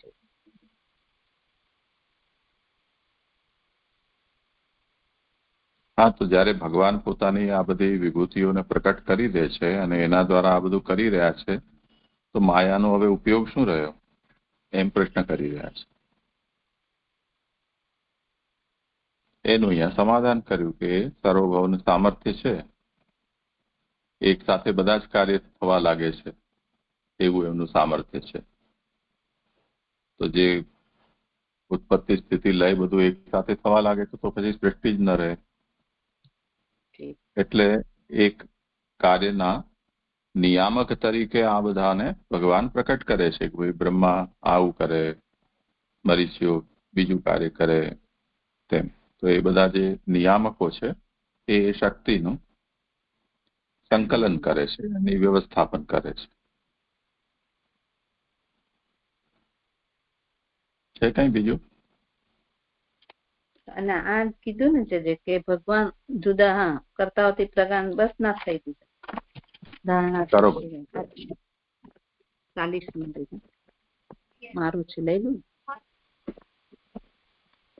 હા જી દંડવત પ્રણામ. આમાં જે કીધું ને આપણે બીજા પેરેગ્રાફમાં 263 પાનામાં કે દુષ્ટ રૂપ વાળા અસુરો દેવોના વિરોધીઓ વગેરે શબ્દથી ભૂમિ ઉપર નાશ કરનારા ચોરો વાઘો વગેરે એવો, એટલે ચોરો વાઘો ને આ બધા જે એ છે એ અસુરોના પક્ષપાતી હોવાથી, એટલે અસુરો આ ચોરો ને વાઘો જેવા હોય છે એટલા માટે પક્ષપાતી કહ્યું. આ શું કહે છે? સરસ સમાધાન. એટલે જે એમાં એવું જ બતાવ્યું છે કે એ બધા એક સંહાર કરવા વાળા છે ને. આ તો અસુરો પણ એવા સંહાર કરવા વાળા છે, અને આ જે ચોર વાઘો એ લોકો પણ એમના સાથીના જ પક્ષપાતી, મતલબ એમની સાથીદાર જ હોય છે કે એ લોકો બધા આવો પક્ષપાત એટલે સંહાર કરવા વાળાના જ છે એમ કે. એવી રીતે એમ કહે છે કે અસુરો પણ એમાં મુખ્ય છે એમ. ભૂમિ ઉપર બતાવ્યું છે. હા, એના જ પક્ષમાં છે પક્ષપાતી, એમનો પક્ષ લે છે એમ. અસુરો પણ એવાનો જ પક્ષ લે છે. જી જી જી દંડવત પ્રણામ. જી જી દંડવત પ્રણામ. મારે એટલે એ પૂછવાનું હતું કે આપણે આમ પર્ટિક્યુલર સેન્સમાં ચતુર્વ્યુહનું એ જોઈએ કાર્ય ફંક્શન જોઈએ ને તો વાસુદેવ વ્યૂહથી મોક્ષ થાય છે, અને પ્રદ્યુમ્નથી વંશ વૃદ્ધિ થાય છે, અને અનિરુદ્ધથી ધર્મની રક્ષા થાય છે, અને સંકર્ષણથી સંહાર થાય છે. અહીંયા આગળ એટલે અહીંયા આગળ શું કહ્યું કે તપ એ વાસુદેવનું કાર્ય છે અને બ્રહ્માને પ્રદ્યુમ્ન રૂપે બતાવ્યા. પણ પ્રોબ્લેમ મને એટલે સમજમાં એ નથી આવતું કે 9 ઋષિઓ જે છે એ પ્રજા ઉત્પન્ન કરવાની શક્તિ વાળા છે, તો એ પ્રદ્યુમ્ન વ્યૂહનું એ કાર્ય છે એમ જનરલી આપણે એવું વિચારીએ તો એમને સંકર્ષણ તો સંહાર કરવાનું કાર્ય કરે છે, તો એમને પ્રજા ઉત્પન્ન કરવાની શક્તિ વાળા મરીચી વગેરે છે, તો એને સંકર્ષણ કેમ કહ્યા છે જે એ મારે જાણવું છે. દંડવત પ્રણામજી. સરસ સમાધાન.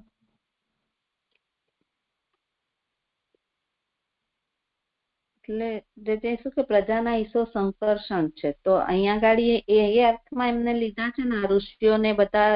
અહીંયા ગાડી વેદો અનિરુદ્ધ છે, પણ આ સંકર્ષણમાં એમને અહીંયા ઋષિઓ વેદો એમ થાય ત્યારે એટલે મને તો એવું જ લાગે છે જે સંકર્ષણ છે તો આમાં એ શું કે છે કે સંકર્ષણ કેમ અહીંયા લીધા એવું છે વાત છે ને એમની. હા પ્રીતિબેન, એટલે સંકર્ષણ વ્યૂહનું કાર્ય છે ને તો સંહાર કરવાનું છે, અને પ્રદ્યુમ્ન વ્યૂહથી પ્રભુ છે ને તો વંશ વૃદ્ધિનું કાર્ય કરે છે. તો વંશ વૃદ્ધિનું કાર્ય તો અહીંયા આગળ મરીચી વગેરેથી કરાવ્યું છે પ્રજા ઉત્પન્ન કરવાની, તો ત્યાં સંકર્ષણ વ્યૂહ એમ કેમ કહ્યું? એ તો પ્રદ્યુમ્ન વ્યૂહનું કાર્ય છે જનરલ સેન્સમાં. પછી તો આપણે શું કહેવાય છે કે એ રીતે તો તમારે જે રીતે જે વ્યૂહ કરતા હોય એ કરતા હશે, પણ જનરલ સેન્સમાં વાત કરું છું.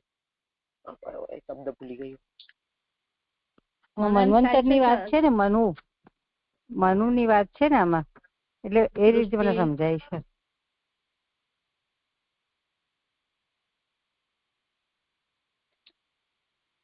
એવું હોઈ શકે ને દરેક સૃષ્ટિમાં એ લોકોના કાર્યો અલગ અલગ હોઈ શકે. ના ના, ચારેયનો આવિર્ભાવ સર્ગમાં બતાવી રહ્યા છે. સર્ગમાં તો લય થઈ ન શકે ને. એવું થોડું કે જે સર્ગની અવસ્થામાં જયારે લય હોય ત્યારે જ એમનું પ્રાકટ્ય થાય ત્યારે કરીશું. તો પ્રાકટ્ય અવસ્થામાં આમનું આ કાર્ય છે એમ સમજાવી રહ્યા છે. એ ચતુર્મૂર્તિનું પ્રાકટ્ય થઈ ગયું છે સૃષ્ટિના આરંભમાં, તે વખતે એ લોકો આ કાર્ય કરી રહ્યા છે.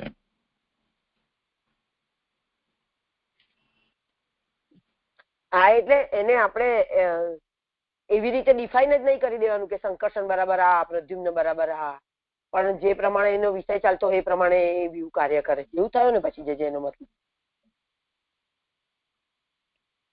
ધારો કે સેના છે એ લડવા માટે છે, યુદ્ધ જ ન આવે તો કરે શું? સેના કંઈક તો કરે ને, સૂતી થોડી રહે. હા, એવી રીતે.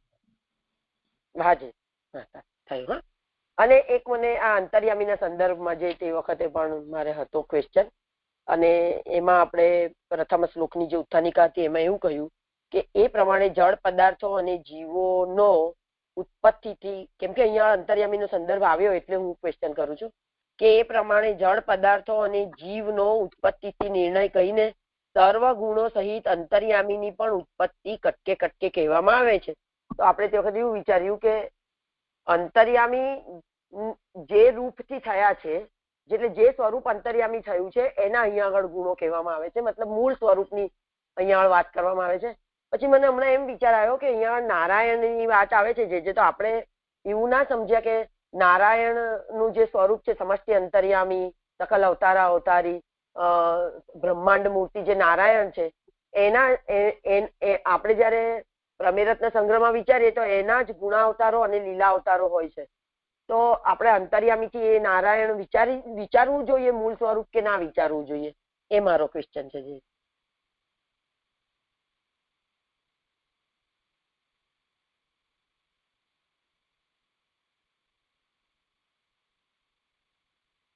કરો સમાધાન.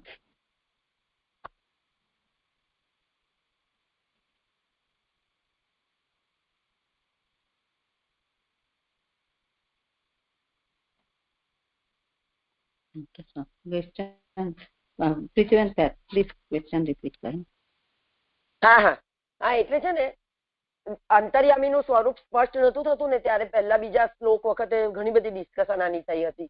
પછી જે એમ સમજાવ્યું કે અંતર્યામી એટલે એ પ્રકારનું અંતર્યામી નહીં લેવાના.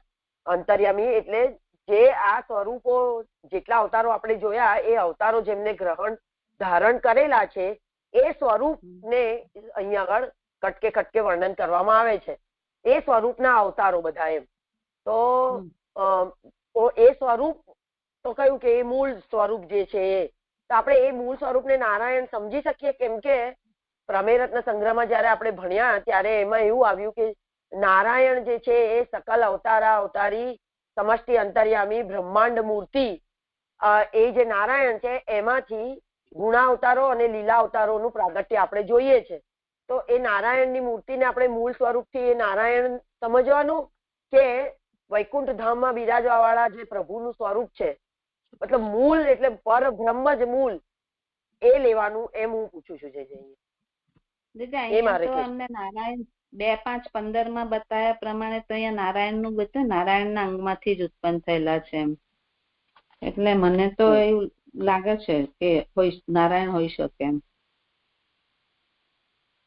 એમ તો બધું એક જ છે, ગુણાવતારો, લીલા અવતારો, નારાયણ, પરબ્રહ્મ, અક્ષર કહો, બધું એક જ છે. ભગવાન જ બધા રૂપ થયા છે, પણ આ સમજવા માટે હું નારાયણ ને આપણે વિચારી શકાય ને મૂળ સ્વરૂપ. કોઈને આ પર વિચાર કરવો હોય તો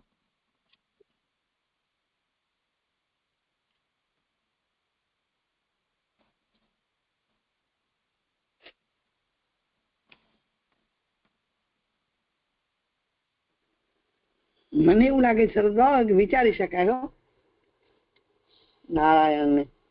અને સ્વરૂપમાં તો ભેદ નથી, લીલામાં ભેદ છે તો ચાલ એટલું સમજાય છે અહીં કે લીલા ભેદ છે, સ્વરૂપ તો ભેદ છે નહીં, તો લઈ શકાય એવું લાગે છે. દંડ પ્રણામ જીજી. એટલે પહેલા આપણે જયારે જોઈશું ત્યારે આપણે એવું કહ્યું કે મૂળ સ્વરૂપ મૂળ રૂપના આ બધા અંતર્યામીના અવતારો એટલે મૂળ રૂપના અવતારો છે. એટલે મને એવું લાગે છે કે પરબ્રહ્મ જ એના માટે ગણવું જોઈએ, એના જ બધા અવતાર. વચ્ચે નારાયણ આમ તો બધું એક જ છે, તો પ્રીતિબેને કહ્યું તો આમ તો બધું જ એક છે, તેમ છતાં પણ એ પરબ્રહ્મ પુરુષોત્તમના જ આ બધા અવતારો છે.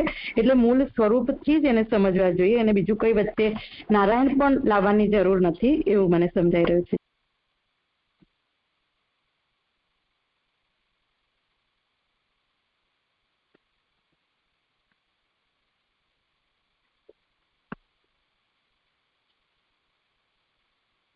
કોઈને કહેવું છે કઈ?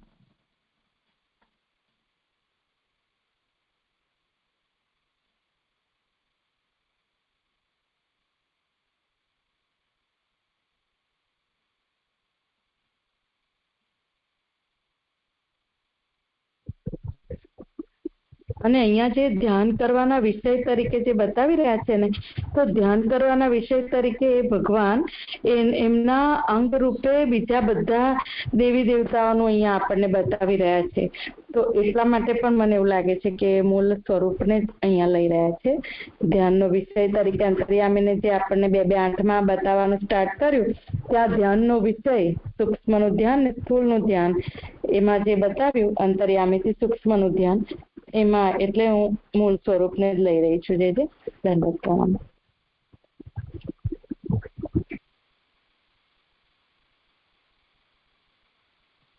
જે દંડવત પ્રણામ.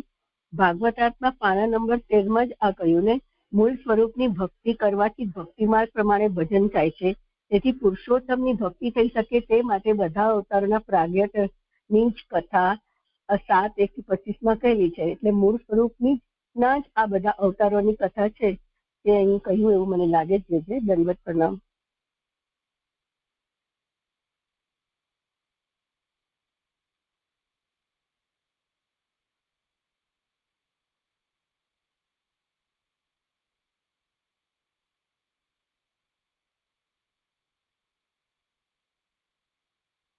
થયું સમાધાન?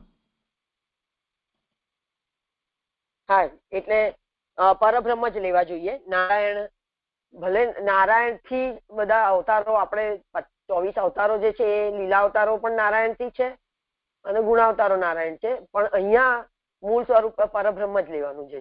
જે મૂળ છે સૌનું બધાનું મૂળ છે તે. એ થયું ને જે સમાજ? હા. તો પછી એ ક્વેશ્ચન થાય ને કે તો પછી નારાયણ ને સકલ અવતારા અવતારી, તો સકલ અવતારા અવતારીમાં આપણે ચલો દેવતાઓ કે ઈશ્વર કોટીના દેવતાઓ, પણ પછી બાકીના જે 24 અવતારો છે એ પણ આપણે નારાયણ માંથી કહીએ છીએ, એમ એને સકલ અવતારા અવતારી કેમ કહ્યા પછી ત્યારે?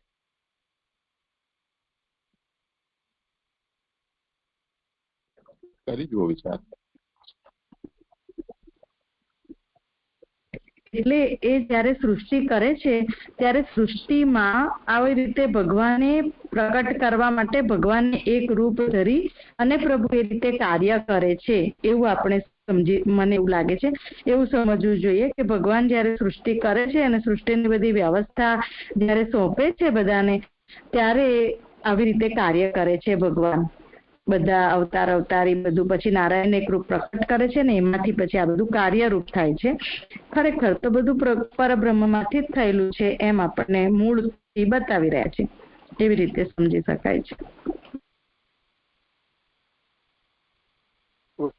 ના ના, એટલે મને તો એ તો બરાબર છે, તમારી બધાની સમજ અલગ અલગ હોય એટલે એવું વિચારી શકાય ને જે કે કેમ કે પેલા બેને હમણાં ભાગવતાર્થનું જે કોટેશન વાંચ્યું, તો ભક્તિ કરવા માટે પછી નારાયણ અને નારાયણના માંથી થયેલા ભગવદ અવતારો હોય કે આ બધા અંતર્યામી એને કહેતા હોવ કે આપણે એને આ બધા અવતારો કહેતા હોઈએ કે નારાયણ કહેતા હોઈએ, પણ જેને ભક્તિ કરવી છે, આપણા જેવા મતલબ જે ભગવાનના ભક્તો છે એમને ભક્તિ કરવી છે, અને નારાયણ એને એવું તો ના કહી શકાય કે તમે નારાયણની ભક્તિ કરો, કેમ કે મૂળ સ્વરૂપની ભક્તિ કરવી છે તો પછી પરબ્રહ્મથી જ આ વાતને લેવી જોઈએ. એટલા માટે અહીંયા આગળ નારાયણને નથી ઇંગિત કરી રહ્યા, એવું વિચારી શકાય છે.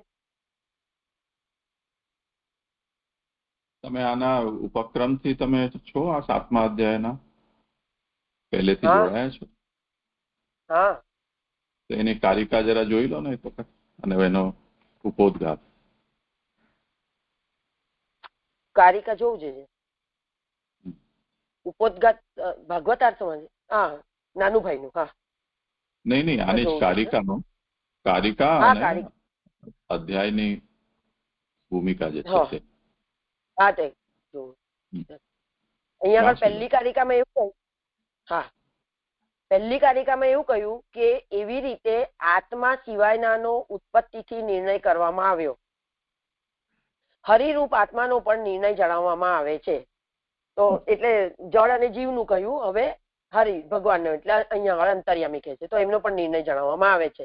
પછી બીજી કારિકામાં એમ કહ્યું કે પહેલા સૂક્ષ્મ ધ્યાન કહેલું તેનું અહીં 7મા અધ્યાયમાં સ્પષ્ટ વિવરણ કરવામાં આવે છે. તો જે 2:8 થી શરૂ થયું તે, જેનાથી એમના ધ્યાન કરેલ સ્વરૂપના ગુણો વાસ્તવિક મનાયેલા છે. તો એ બીજી કારિકાનો અર્થ થયો. એની બધી ફૂટનોટ છે. પછી ત્રીજી કારિકામાં એમ કહ્યું કે ઉપાસનામાં એટલે નિધિધ્યાસન લેવાનું છે અહીંયા.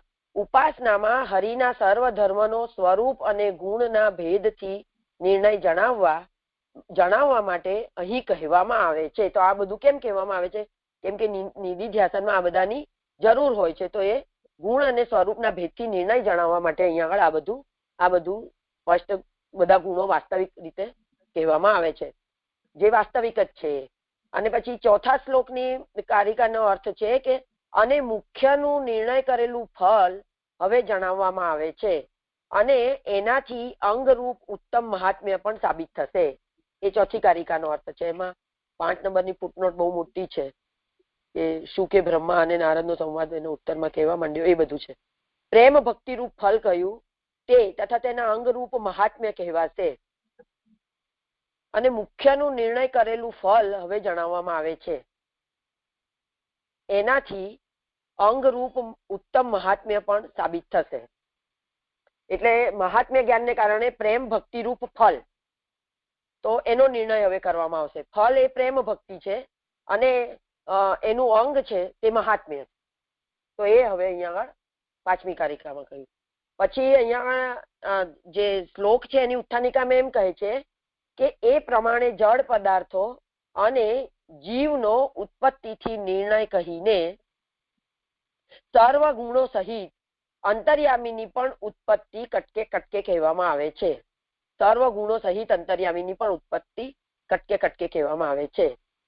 કારણ કે એમ થતા એક એક ગુણનું એવું મહાત્મ્ય જાણવામાં આવતા સર્વ ગુણ વાળાનું ઘણું જ મહાત્મ્ય સિદ્ધ થશે. અંતર્યામીના સ્વરૂપમાં મહાત્મ્યના 3 શ્લોક અત્યારે ચાલી રહ્યા છે. જી.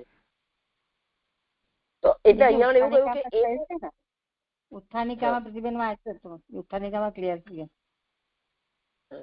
કારણ કે એમ થતા એક એક ગુણનું એવું મહાત્મ્ય જાણવામાં આવતા સર્વ ગુણ વાળાનું ઘણું જ મહાત્મ્ય સિદ્ધ થશે. તો એટલે અહીંયાથી પરબ્રહ્મને જ ઇંગિત કરી રહ્યા એવું લાગે છે. જે આ બરાબર છે ને? અંતર્યામીના સ્વરૂપમાં હૃદયમાં રહેતા વેતના માપના પુરુષ વગેરે શબ્દોથી જે ભગવાનનું સ્વરૂપ જણાવવામાં આવ્યું તે સ્વરૂપના અહીં વિભાગથી અવતારો કહેવામાં આવે છે. એટલી વાત કરીએ. એ પૈકી 2:8 કહેલા વેતના માપના ગુણનું ઉત્પત્તિથી જે રૂપ છે તે પહેલું નીચેના શ્લોકથી કહે છે. એટલે અહીંયા કોઈ જગ્યાએ નારાયણની વાત અહીંયા ઉત્થાનિકામાં કે કારિકામાં કહેવામાં નથી આવી. નહીં તો એવું કોઈક મહાપ્રભુજી કહેતા કે ભાઈ, પણ એવું કઈ કહ્યું નથી. એટલે આપણે મૂળ સ્વરૂપ થી પરબ્રહ્મ જ લેવાનું ને. આ વાત બરાબર એ થઈ બરાબર? હા, તો મારો સંદેહ હતો ને એ સ્પષ્ટ થયો. હા જે દંડવત પ્રણામ. જે અહીંયા જે સંહારમાં જે બીજો પ્રકાર બતાવ્યો ને, યજ્ઞના વિરોધી હર, એટલે મહાદેવજી સમજવાના ને હર એટલે, તો એમને યજ્ઞના વિરોધી એવું કેમ થયું છે? એ મને એટલું ના સમજાયું. કરો સમાધાન.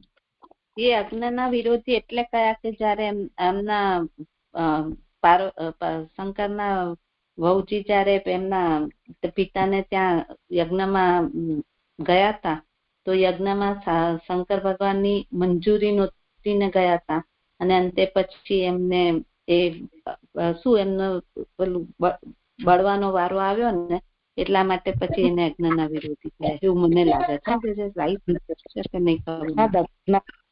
ઠીક છે. હા સમજાય. પ્રણામ કરી કરો ભલે આગળ. જે દંડવત પ્રણામ. 9મી ફૂટનોટ નથી સમજાતી. હા રહી ગઈ છે. હા હું હમણાં શરૂ કરતા પહેલા જ પૂછવાની હતી જે કે એમાં લખ્યું છે ભગવાન એક સાથે ઘણા કાર્યો કરે છે.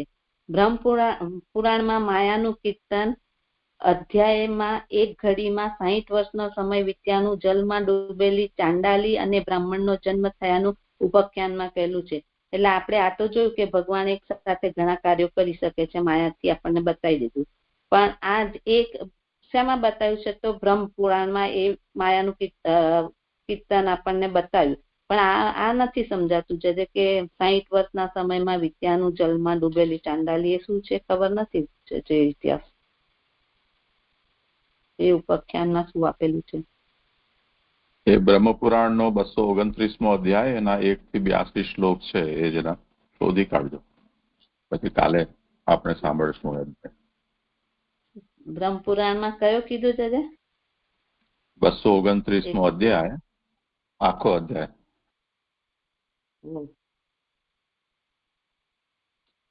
અચ્છા એ મેં ઠીક છે. હવે કરું શરૂ 40માં જઈએ. 40ની ઉત્થાનિકા. અને અસ્થિર મનથી મહાનનું ચિંતન કરી શકાતું નથી એ વિકલ્પને નીચેના શ્લોકથી કહે છે. એટલે અસ્થિર મન કેમ છે તો કે આપણે જીવનો અંશ છે એટલે આપણું મન કેવું છે તો ચંચળ છે અને મન ચંચળ હોવાના લીધે અસ્થિર રહે છે. એટલે અસ્થિર મન હોવાના લીધે આપણે એનું મહાનનું આપણે ચિંતન કરી શકતા નથી. હવે કેમ નથી કરી શકતા એ આ 40મા શ્લોકથી આપણને સ્પષ્ટ કરે છે. વિષ્ણુનું વીર્યગણના કતર્મો હર્તિ યહ પાર્થિવાન્યાપી કવિ વિમર્મમે રંજાસી ચસ્કંભ્ય સ્વરમ હંસા સ્ખલતા અત્ર ત્રિપૃષ્ઠમ સ્મત્રાંતિ સામ્ય સદા નાદુર કંપયાનમ. એટલે શ્લોકાર. જેમણે જે સત્યલોકમાંથી પોતાની અસ્ખલિત વેગથી ઘણા કંપવાળી ગતિથી બ્રહ્મલોક સુધીના પડતા લોકોને સ્તંભી રાખ્યું તે વિષ્ણુના વીર્યની ગણના જે કવિ બ્રહ્મા આ પૃથ્વીના રજકણોને પણ ગણેલ તે અહીં કરી શકશે. એટલે એમ કે આ બ્રહ્માજી આટલું બધું કર્યું છે છતાં પણ આ જે પ્રભુના પરાક્રમોની ગણના અહીંયા કરી શકશે એવી શંકા. તો એના ઉત્તરમાં શું કહી રહ્યા છે કે બધા અસ્થિર સુબોધિનીજીમાં બધા અસ્થિર મનવાળા હોવાથી કોણ ગણના કરી શકે. એટલે આપણો આ જીવ કેવો અંશ આપણે જીવ છે તો કેવા છે તો એ મન ચંચળ વાળા છે અને એટલે ચંચળ વાળા મન હોવાના લીધે આપણું મન કેવું અસ્થિર છે. એટલે અલમ ડોલમ એમને મન સ્થિર નથી. તો એ જો બ્રહ્માજી જેવા જ ન ગણી કરતા હોય તો આપણા જેવા તો શું કરી શકે એમ.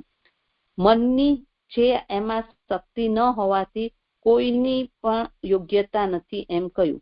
એટલે જે કોઈની પણ યોગ્યતા નથી. જો બ્રહ્માજી જેવાની નથી તો બ્રહ્માજીની પણ નથી એમ કે.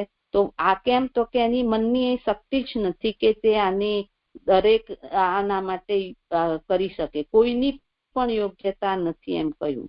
તપ યોગ વગેરેથી જીવની શક્તિ વધેલી હોવા છતાં અને મનને સહાય કરનારા ઘણા હોવા છતાં પણ એનો સ્વાભાવિક ગુણ નાશ પામે ન હોવાથી પણ શક્તિવાળા નથી એમ જણાવવા તમ પ્રત્યે લગાયેલો છે.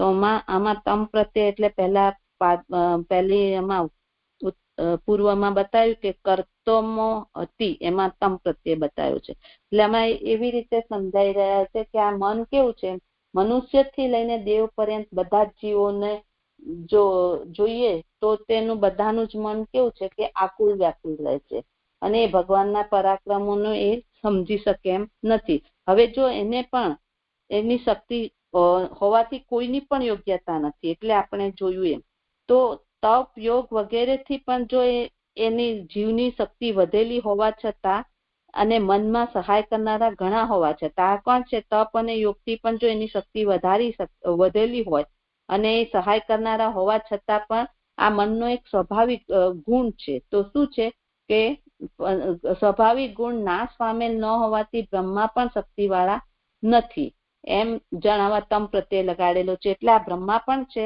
એ બ્રહ્મા જો આટલું બધું કરી શકતા હોય તો પણ એમની આ કેપેસિટી નથી કે એમના કેમ તો કે એનો સ્વાભાવિક જ ગુણ છે. તો એનો સ્વાભાવિક ગુણ શું છે, તો આ મન ચંચળ છે અને એ સ્વાભાવિક ગુણના લીધે એ પોતે પણ આ શક્તિવાળા હોવાથી તો પણ આ જાણી શકતા નથી. એ આપણને આ શ્લોકની અંદર તમ પ્રત્યય લગાડેલા છે તેના બતાવેલું છે. જગત રચવા માટેનું સામર્થ્ય હોવા છતાં ભગવાનના સર્વ અંશોની ધારણા કરવાનું સામર્થ્ય નથી. એટલે અહીંયા પહેલી ફૂટનોટ અહીંયા સ્વાભાવિકમાં આપ્યું છે ને એ કે સ્વાભાવિક ગુણ છે કોનો, જીવનો જીવપણું અને મનનો ચંચલપણું. એટલે આ પણ બ્રહ્માજીનો છે એ પણ અત્યારે તો જીવમાં છે અને એ પણ આપણી જેમ ચંચલ વાળા છે, મન એમનું ચંચલ છે. એટલે એ કેટલા પણ શક્તિ વાળા છે તો પણ એ આ નથી જાણી શકતા એમનું સામર્થ્ય હોવા છતાં પણ એ આ નથી કરી શકતા. અને હવે અહીંયા બીજી ફૂટનોટ આપી છે કે સર્વ અંશોની ધારણા કરવાનું સામર્થ્ય નથી. હવે એમાં ભગવાનના પરાક્રમની ગણના કરવામાં ભગવાનનું જ્ઞાન જોઈએ અને જ્ઞાન થવામાં ધારણા કરવાની જરૂર પડે, તેથી ધારણા થઈ શકે નહીં અને તેનાથી પરાક્રમની ગણના કરી છે. એટલે એમાં અહીંયા બતાવ્યું કે પરાક્રમ કરવા માટે શું જોઈએ, તો પહેલા જ્ઞાન જોઈએ અને જ્ઞાન કરવા માટે એટલે ધ્યાન કરવું પડે, પછી ધ્યાનમાં જ્ઞાન હોય અને જ્ઞાન કરવામાં જો ધારણા કરવાની જરૂર પડે પણ એ ધારણા થઈ શકતી નથી. કેમ તો એ ધારણા થઈ શકતી નથી અને તેનાથી પરાક્રમની ગણના પણ થઈ શકતી. અગર ધારણા થઈ શકે તો એ શક્ય છે પણ ધારણા થતી નથી. એવી રીતે બીજી ફૂટનોટ આપણને સમજાય એમ અહીં શબ્દથી કહેલ છે. એવા પ્રકારના મનથી જ્ઞાન ઉત્પન્ન થતું હોવાથી એનાથી નિશ્ચિત પદાર્થ જણાતા એ વિષયનું પણ સામર્થ્ય થશે એવી શંકા થાય, તેથી નું શબ્દ યોજેલો છે. એટલે નું શબ્દ અહીંયા ગાડી વિષ્ણુનું બતાવ્યું છે એને સમજાવતા કહી રહ્યા છે કે આમાં જો આપણા સર્વ અંશોથી આપણે ધારણા કરવા જઈએ તો એ આ ભલે બ્રહ્માજી જગત રચવા માટેનું એમનું સામર્થ્ય હોવા છતાં પણ સર્વ અંશોની ધારણા કરવા માટે પણ એ પણ સમર્થ નથી, બ્રહ્માજી પણ સમર્થ નથી. એવા પ્રકારના મનથી જ્ઞાન ઉત્પન્ન થતું હોવાથી, એટલે આપણું મન કેવું છે એ સ્વાભાવિક ગુણોથી ભરેલું છે, એટલે એમાંથી જો જ્ઞાન ઉત્પન્ન થાય તો એનાથી નિશ્ચિત પદાર્થ જણાતા એ વિષયનું પણ સામર્થ્ય થશે એવી શંકા થાય, તેથી નું શબ્દ યોજેલું છે. તો આપણા મન જો આવી રીતે સંકલ્પ વિકલ્પ વાળું ને એવું હોય તો એનાથી કોઈ પણ વસ્તુનો નિશ્ચિત આપણે નક્કી કરવું હોય તો એ થશે એવું થઈ શકશે. એટલે એ પૃથ્વીના રચકણ નિશ્ચિત થયેલ નથી કે આ કરી શકીશું કે કેમ. જેમણે પૃથ્વીના રચકણને ગણેલ શબ્દોથી એમની શક્તિ હોવાનું કારણ કહેલું છે. એટલે આ બ્રહ્માજીએ પોતે જ આ કાર્ય કર્યું છે કે જે આ બ્રહ્માંડમાં રહેલા બધાનું એ પોતે કરી શકે છે. પૃથ્વીના રચકણોને જો એ ગણી શકે છે તો એ શબ્દોથી એની શક્તિ, એટલે બ્રહ્મા કેવા સર્વશક્તિમાન છે અને આ કાર્ય એ કરી શકે છે. એ તો એ સૃષ્ટિમાં શક્તિવાળા જીવોની ગણનામાં એમની જે સૃષ્ટિના અભિમાન વાળા બ્રહ્મા જેમને સહાય કરનારા તત્વો બ્રહ્માંડને ઉત્પન્ન કરે છે તે રજોગુણના અભિમાની બ્રહ્મા સર્વથી મોટા છે. કારણ કે પહેલાના બ્રહ્માંડમાં જે જીવો ઉત્પન્ન થયેલા તેમના ભોગના અદ્રષ્ટથી સંસ્કાર પામેલા પરમાણુઓના મોટા ઢગલામાંથી બહાર કાઢીને બ્રહ્માંડને ઉત્પન્ન કરવાના પ્રત્યક્ષ જ્ઞાનથી ભગવાનની ઈચ્છાથી જ એવા જ્ઞાનવાળા એ ભગવાનની ઈચ્છાથી એવી શક્તિથી બ્રહ્માંડ ઉત્પન્ન કરે છે. આ વાક્ય બહુ મોટું છે. એટલે અહીંયા એમ કે છે કે બ્રહ્માંડ કેવા છે, સર્વશક્તિમાન છે અને સર્વ સામર્થ્ય છે, છતાં પણ એ સૃષ્ટિના જે સૃષ્ટિની શક્તિ વાળા માં એ અભિમાન વાળા દેવ બ્રહ્મા પણ એમ કે આ નથી, સર્વથી મોટા છે, પણ એ બ્રહ્માંડના જીવોને પણ એ પોતે કેવી રીતે ઢગલામાંથી કાઢી શકે, એટલે પહેલાના બ્રહ્માંડમાં જે પણ જીવો હતા તો એ જીવોને પોતે એનામાંથી જીવોના અંશોને પોતે એમાંથી કાઢી શક્યા, એમ પરમાણુઓના ઢગલામાંથી એટલે કે ભગવાનના એ બધા હતા એમાંથી એમને એવી રીતે ચૂની એટલે બધાને અલગ કરી એને બ્રહ્માંડની રચના કરી. પરંતુ આ જે છે ભગવાનની ઈચ્છાથી જ એવા જ્ઞાનવાળા ભગવાનની એમણે કેમ એવું કર્યું, તો એમાં ભગવાનની જ ઈચ્છા હતી અને એ ઈચ્છાના લીધે જ એમને એ કાર્ય એમનાથી થયું હતું અને એ જ રીતે એમને બ્રહ્માંડ ઉત્પન્ન કર્યું હતું. તેથી એનામાં પરમાણુઓ ગણવાની શક્તિ અને એઓમાં ભેદનું જ્ઞાન હોવાથી એ બ્રહ્માને એવા વિષ્ણુના વીર્યની ગણના કરવાની શક્તિ વાળું હોવાથી એ નિષેધ કરે છે. એટલે બ્રહ્મામાં એવી પણ શક્તિ છે અને એવું જ્ઞાન પણ છે કે તે એમાંથી પોતાનું બધું ચૂની શકે છે મુખ્ય, તો પણ એમ કે એવું એનામાં વીર્ય છે, એવી શક્તિવાળા છે, તો પણ અહીંયા ગાડી નથી કરી શકતા. શું નથી કરી શકતા? તો એ પરમાણુને ઓળખી જુદા પાડવા માટે કવિ શબ્દ યોજેલ છે. તો અહીંયા કવિ શબ્દ જેવી રીતે કવિઓ છે, તો એ કેવી રીતે જે કવિ લખતા હોય તો એનો એવો અક્ષર જુદા પાડી અને એનો સારાંશ સમજાવે છે, એવી જ રીતે અહીંયા બ્રહ્માજીને પણ કવિની સાથે સંબોધન કરેલું છે. એટલે કેમ, તો કે એ પણ એ જે રચકણો છે એ રચકણો એટલે જે આ ઢગલામાંથી જુદા પાડવાનું કાર્ય એ જેવી રીતે કવિ વાક્યો શબ્દોને એમાંથી કરી શકે છે, એવી રીતે બ્રહ્માજી પણ એવા ઢગલામાંથી આને જુદા કરી શકે છે. એને સૂક્ષ્મ હોવાને લીધે જાણી શકાય તેવા હોય એવા બ્રહ્માની શક્તિ હોવાનું કારણ સ્તંભી રાખ્યું શબ્દથી કહેલ છે. એટલે અહીંયા ગાડી એમાં પેલો એક એની વાત આવે છે જેને સ્તંભી રાખ્યું હતું. કોને? તો કે જયારે આ પડતું હતું ને ત્યારે એમને બે હાથ કરી અને પોતે થોભી રાખ્યું અને પડવા ન દીધું. એમ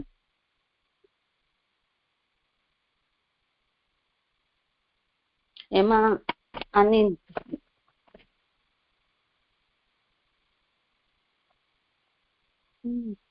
એ જે કોણ હતું, નામ ભૂલી ગઈ છે.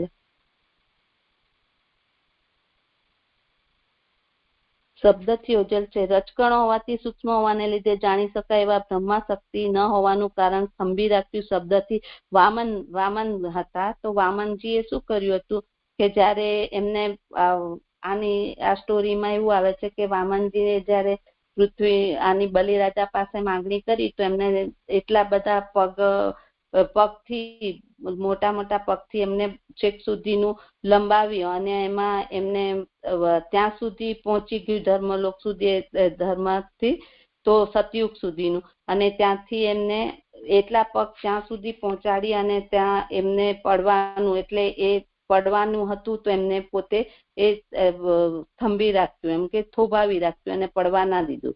કારણ કે અમુક હદવાળા ગુણો ગણી શકાય અથવા જાણી શકાય છે, એટલે એ રીતે એમને અટકાવ્યું. એટલે એ પોતે કેવું છે કે બધું જ કરી શકે છે એમ બતાવે છે. ભગવાનનો આ એક દરેક ગુણ હદ વિનાનો છે. આ એવું એમનું એક પરાક્રમ, ખાલી એવા તો કેટલા બી પરાક્રમો છે, પરંતુ આ એક એમનો આપણને સમજાવી રહ્યા છે કે આવું કાર્ય કોઈ ન કરી શકે એ જે પ્રભુએ પણ કર્યું છે. એટલે આ ગુણ એમનો હદ વિનાનો છે. કારણ કે મન પણ સ્થૂળ અવયવ રહિત અને અંગ રહિત છે એ કહે છે. તો આપણા મનને કેવું કીધું છે? સ્થૂળ છે. ત્રીજી ફૂટનોટમાં સમજાવે છે કે જો કે મન અણુ છે છતાં તત્વરૂપ મન વ્યાપક છે. અને એ વ્યાપક હોવાનું છાંદોગ્ય ઉપનિષેધમાં સનતકુમાર અને નારદના સંવાદમાં કહ્યું છે. એટલે આ મન અણુ છે એટલે સ્થૂલ અને જળ છે, છતાં એ તત્વરૂપ મન વ્યાપક છે. પણ એ કેવું છે કે એ ભલે સ્થૂલ છે પણ છતાં પણ એ વ્યાપક છે એમ કે. તો એ શેમાં બતાવ્યું છે તો કે આ છાંદોગ્ય ઉપનિષેધમાં સનતકુમાર અને નારદના સંવાદમાં આ બતાવ્યું છે કે મન વ્યાપક છે એમ કે. ભલે આવી રીતે પોતે કેવું જળ અને એ હોય તો પણ સ્થૂલ અને જળ છે છતાં પણ એ વ્યાપક છે. એવું સ્થૂલ અને અવયવ રહિત છે અને અંગ રહિત અને સંગ રહિત છે એ કહે છે. હવે અહીંયા આત્રી પૃષ્ઠમ એ અંગાડી જે આપેલું છે શ્લોકના તે એ સમજાવતા કહે છે કે બ્રહ્મલોકનો સમાવેશ કરેલ બ્રહ્માંડ અસ્ખલિત પોતાના અસાધારણ અથવા સર્વ જાણી ન શકે તેવા વ્યક્તિ ઘણો કમતો હતો. તે ગતિઓથી જેનું તેને સર્વ બ્રહ્મલોક એટલે સર્વમાં ચોથી ફૂટનોટ આપી છે. ચોથામાં એમ કે છે કે શ્લોકમાં સર્વ શબ્દ નથી છતાં સર્વ અહીં કહેવાનું કારણ અહીંથી કહે છે. એટલે આ શ્લોકમાં આપ્યો નથી પણ મહાપ્રભુજીએ આ સર્વ અહીંયા ગાડી શબ્દ મૂક્યો છે. તો એનું કારણ શું છે કે એ સર્વ બ્રહ્મલોક ત્યાંથી એટલે બ્રહ્મલોક ત્યારે એટલા વેગથી એ કમતું હતું અને એ કમતું હોવાના લીધે બ્રહ્મલોકમાંથી જે બધા લોકો આમ એમને થોભાવી રાખ્યું અને એમને પડતા અટકાવી દીધા. એટલે અહીંયા ગાડી ત્યાંથી 5મી ફૂટનો છે. આત્રી પુસ્તકમાં આ ઉપસર્ગનો અર્થ છે ખબર નથી કે 5મી એટલે ઉપસર્ગ છે. હવે ત્રિસામ્યમ દાનાત એ આવ્યું લાસ્ટ છેલ્લા ઉત્તરમાં છેલ્લું પાઠ કે ત્રિસામ્યમ દાન 3 ગુણોની સમાનતાની અવસ્થા વાળા સત્યલોકથી અર્થ પ્રમાણે બધું અને ઘણા કંપવાળી ગતિ વાળું હતું. એટલે ત્યારે આ જયારે આ થયું અમને સત્યલોકમાં જયારે બધું કંપવા વાળ્યું ત્યારે એ બહુ અત્યંત કંપવાળી ગતિ વાળું હતું અને એ પડવાનું જ હતું તો પણ એમને થોભી રાખ્યું એમ થંભાવી રાખ્યું. એ ચસ્કમ એ આપ્યું આમાં આગળ જ આવે છે. ચસ્કમ ઉપર તેને સ્તંભાવી રાખ્યું અને તેથી પડાવનારા ગુણોથી રક્ષણ કર્યું. એટલે એમને પાડ્યું પણ ખરું અને પછી એનું રક્ષણ પણ પાડતું અટકાવ્યું. એ રીતે એમને બંને રીતે એમને રક્ષણ કર્યું. પાડવામાં પણ હતા અને પડાવનારમાંથી બચાવવામાં પણ એ પોતે હતા. એટલે આ રીતે એમને રક્ષણ કરવું. અશક્ય હોવાથી મનથી પણ વિચાર ન થઈ શકે તેવા ગુણ હોવાથી હદ વિનાનો છે એમ. એટલે આ કેવો છે કે આપણે આ કલ્પી પણ ન શકીએ અને વિચારીને પણ ન શકીએ એવા હદ વિનાના ગુણમાં પણ એમને આવી રીતે કર્યા છે. પણ તો પ્રભુએ તો એમાં એટલા પરાક્રમો આ એક જ પરાક્રમનો આપણને અહીંયા બતાવી રહ્યા છે. એવા તો અસંખ્ય કે અગણિત પરાક્રમો છે જે હદ વિનાના છે. એ સંખ્યાની હદ ન હોવાનું આગળ કહેશે. એટલે 40મા શ્લોકમાં એ સંખ્યાની હદનું એ 41મા શ્લોકમાં બતાવશે એમ. જે આ જેવું સમજાયું થયું અહીંયા શ્લોક સંપન્ન થયો છે. હા, કઈ હોય વિચારણી? એમ તો વિચારવાનું તો ઘણું બધું છે. જે સારું, અહીંયા વિરામ રાખીએ. અહીંયાથી જે હા ભલે ચાલો. દંડવત પ્રણામ. જે